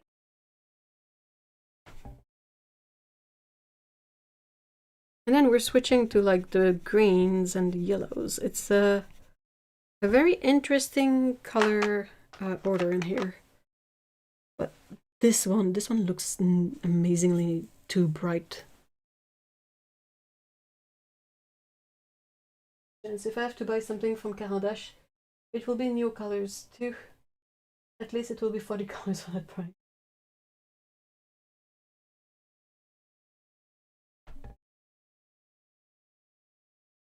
It's kind of a more of a chartreuse kind of color, even if the next color is named chartreuse. This is a very greenish kind of yellow.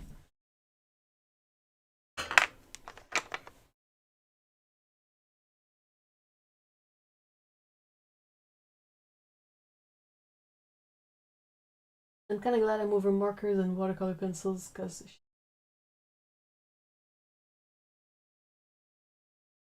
I like color pencils. I get frustrated by them, but I've always liked them.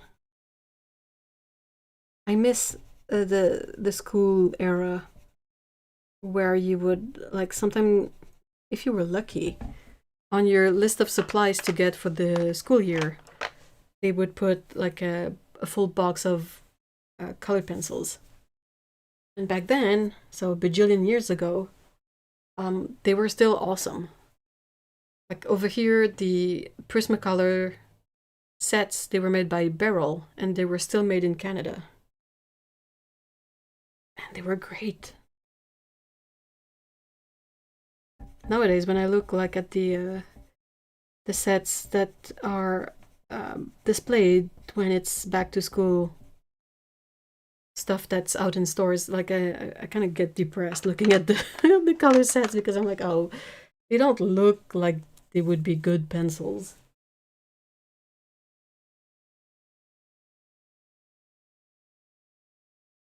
Oh dang, forgot I have to prep pizza dough. Ooh, pizza dough.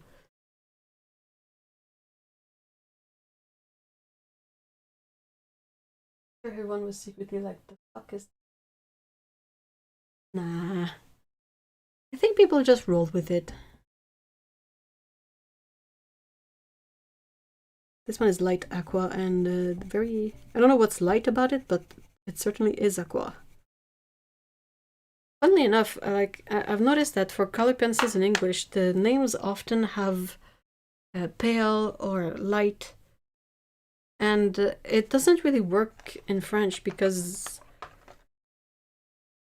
light would translate to pâle, and pale would translate to pâle as well. And you don't really have like light, like in terms of like some things like lightweight, like léger, that doesn't really pan out for a color name.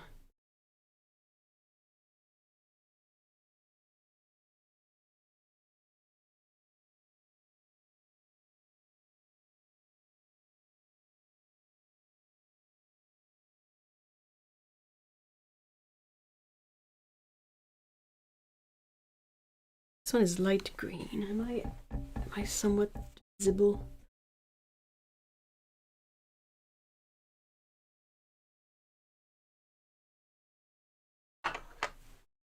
Okay.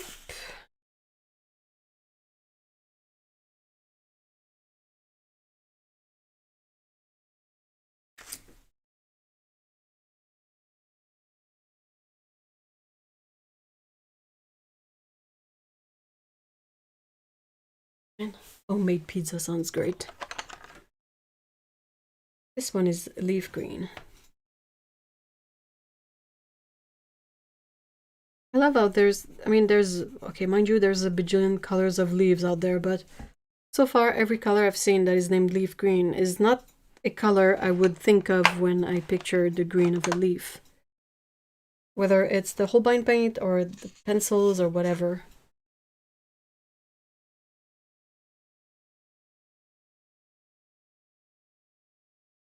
And this was just green.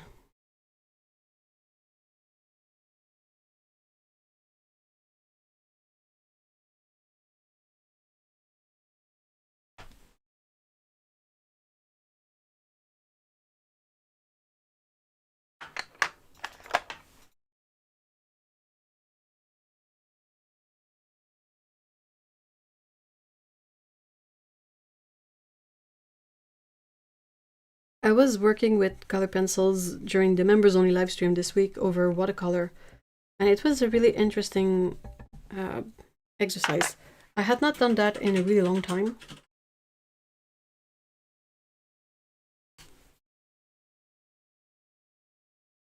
Grass green, which kind of grass? Yeah, that's the same energy.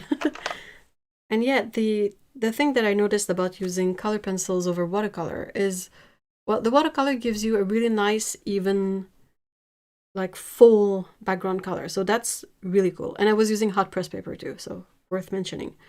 And then you can really have some interesting marks. Like, you can make some really interesting strokes with the pencils over the flat color. And it gives you like a certain level of control over the texture and the effects you want. And you don't have to wait for stuff to dry before working out more details, which I really appreciated, because when you want to do detailed stuff in watercolor, you kind of have to wait for every single like pass to dry.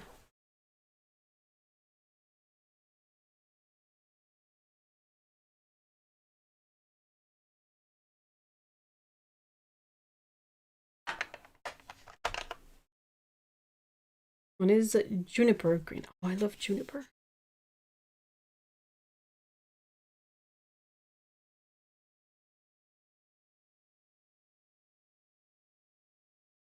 Pencils have their own like sets of issues. Like they're smudgy, they make a bit of dust, and there might not be all that light fast, all of them, depending.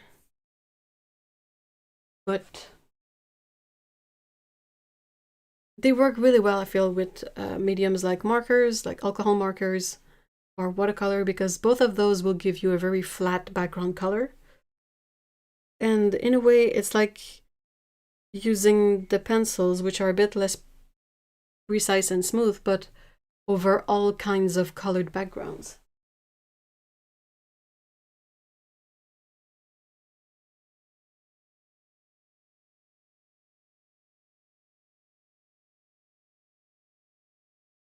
Booker's green is the next one.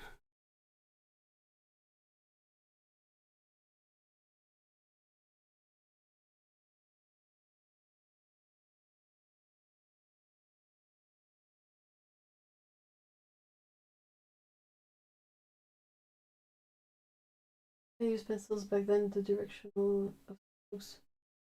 Yeah.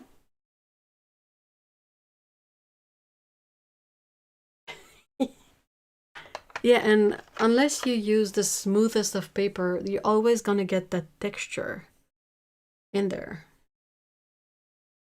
It's like if there was, TV noise over the whole thing. Unless you use, like, what's the name of it? The medium you can use to, like, the solvent you can use to blend it. This one is named Cobalt Turquoise, and I think that's pretty spot on. So kudos. You got that one. Had an issue where they stole a set of kids' watercolor. Aww. Good grief.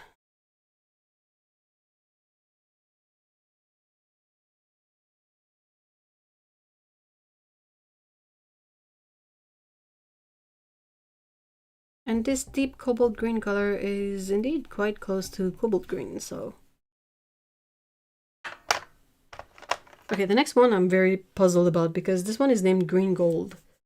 And, not the best indication, but the color of the barrel is not very green gold. Upcoming week.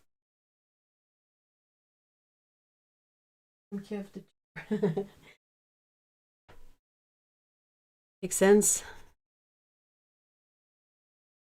It's not quite green gold, but it is some sort of like ochre-ish color. Although the next one is light yellow ochre. Oh, and I did check the barrel, right? Yeah, that's really green gold.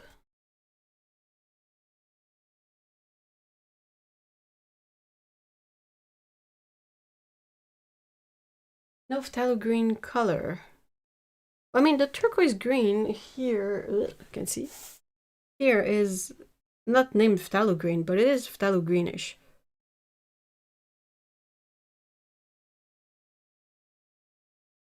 Liz, hello.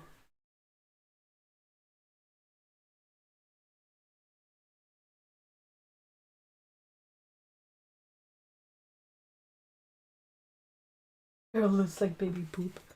Ah, that lovely color.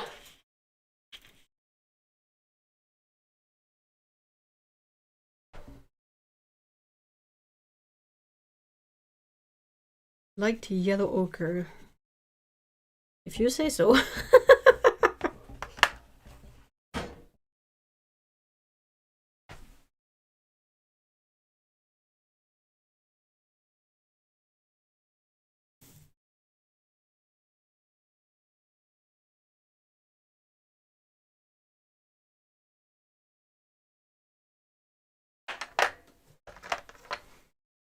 Sienna brown. Except that I'm not in screen at all. I feel like my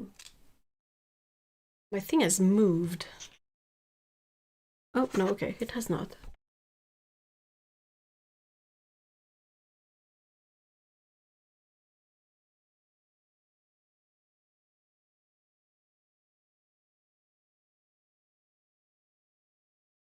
Focus though is focus is terrible.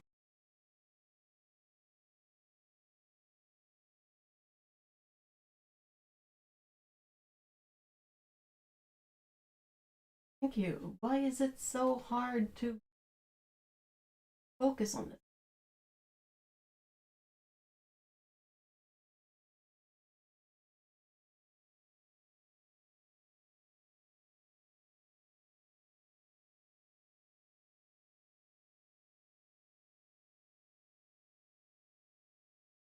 The next one is cinnamon, like on its own. I feel like that's perhaps a bit more on point for the kind of color that cinnamon usually is. Cinnamon is delicious.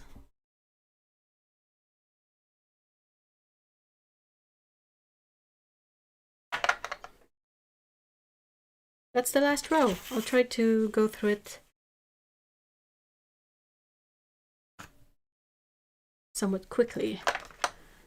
We have a few earth colors left, and then there's a few neutral. First one here is burnt ochre.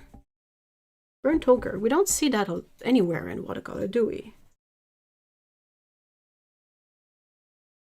That reminds me, the brand that shall not be named has some very funny names like Fired something something.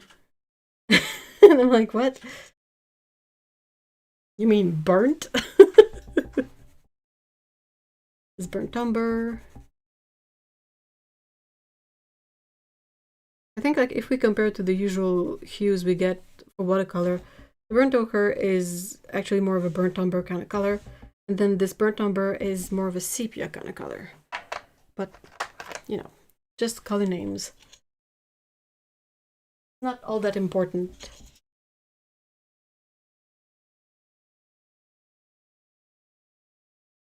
Got my new Derwent drawing pencils yesterday. Ooh!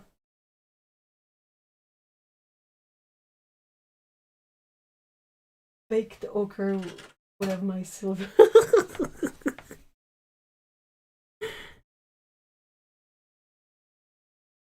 This is taupe gray.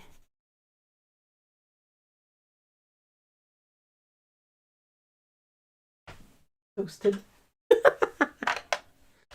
Toasted ochre. Toasted umber. Toasted sienna. That would be absolutely funny. This one is Van Dyck Brown.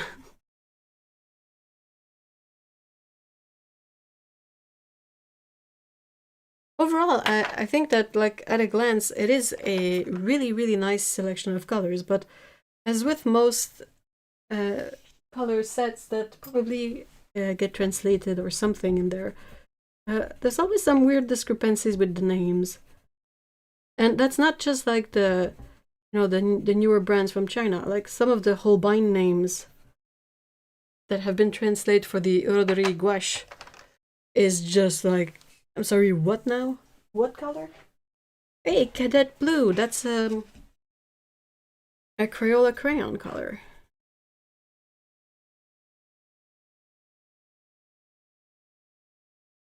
I don't know what's cadet about it, but sure.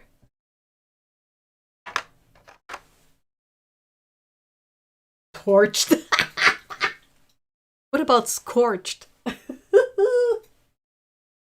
Brûlé ochre.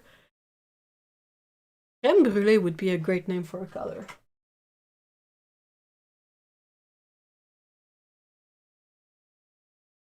The inconsistency color names will forever drive me mad. Burnt on bird, no, that's really sepia. I mean, I understand it, but at the same time, when it's this all over the place, I'm able to switch my brain off and to just kind of like the color could be named Paul, and it would have the same impact on my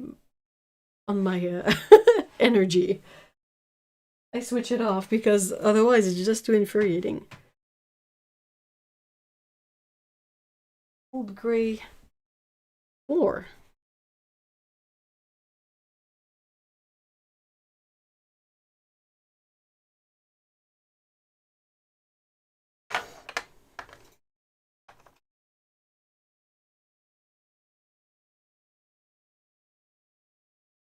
Hello, would you mind sharing your pizza dough recipe? Would you mind sharing your pizza dough, period, on Discord?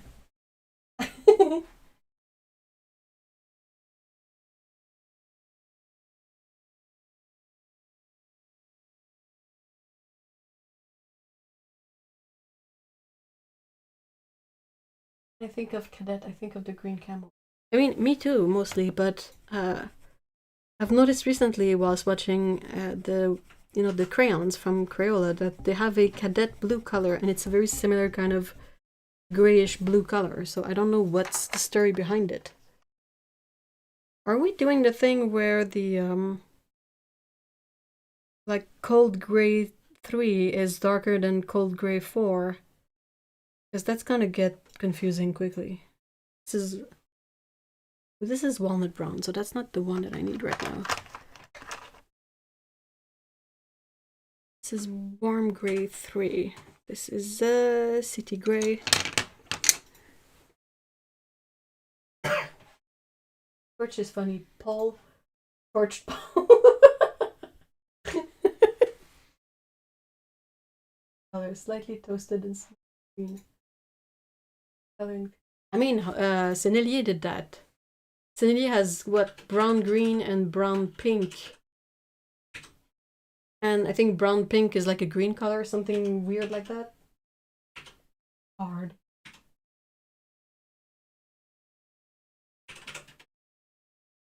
Should come up with a palette full of like earthy and muted colors and neutrals, and have all of these silly names like charred, scorched, torched.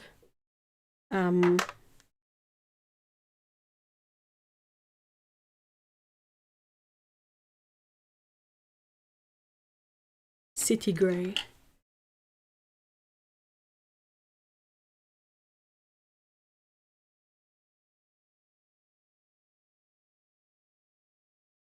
Maybe cold gray arrived early to the name assignment.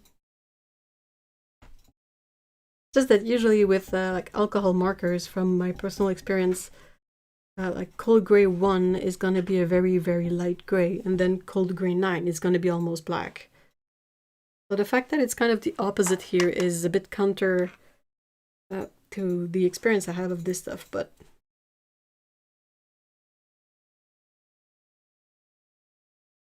braised, broiled. We could branch out in other languages to like have brûlé, calcine, calciné, which is basically charred. And the very last one, guys. Whoop, whoop.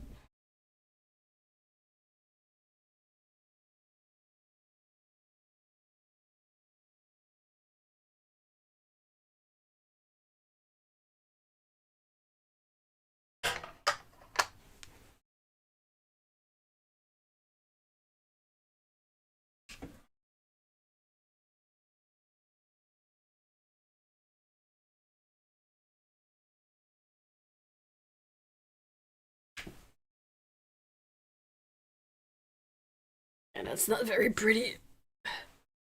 Well, I can't really have something cute for the final setup unless I switch it all out, but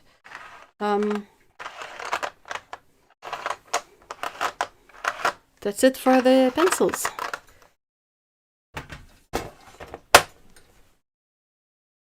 Cremated. Oh my god.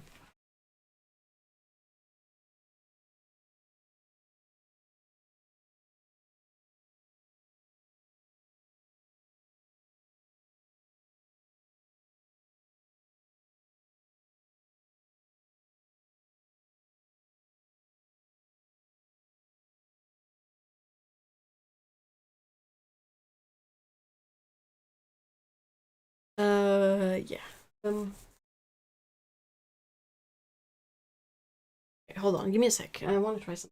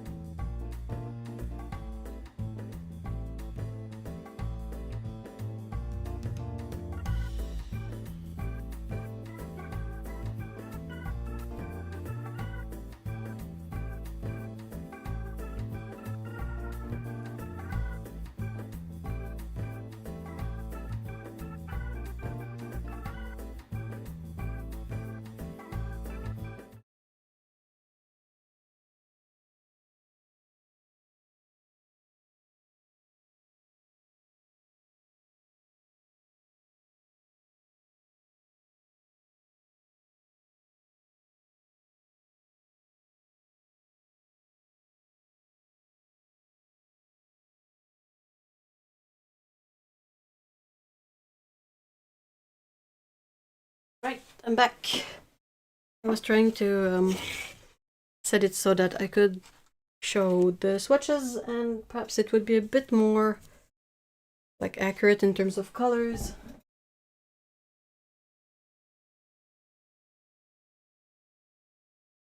So that's the pencils. I think it's an interesting selection. I think it's a bit of a weird color order to kind of see what you have available in one go.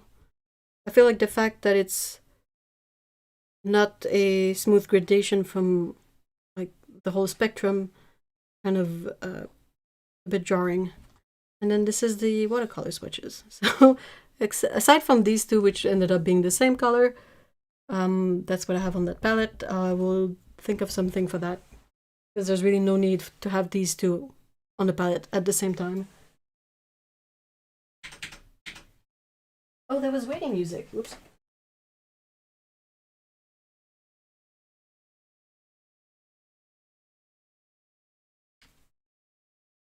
It used to have a video of the cats, but I had to move stuff around my computer and forgot to link it properly, so sorry about that.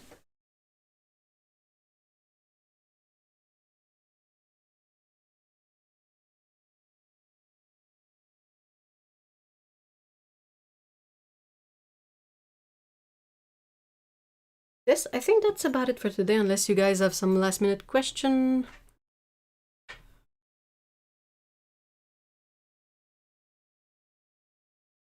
Fit everything. Somewhat, not really.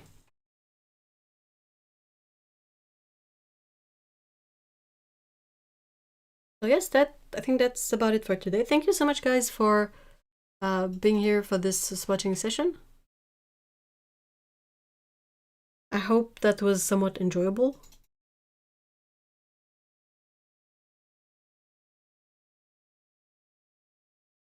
And as always, if you have any questions, comments, suggestions, whatever, you can write them in the comments, and also hop on the Discord server that is completely free and available for everyone. The link is also in the description.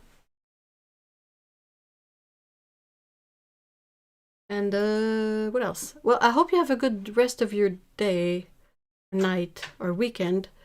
And we will see each other in the next video or in the next live. There's a fair chance that the live stream next Saturday will be one of the early ones. So it would be technically something like 5 hours earlier than usual. Just so you know.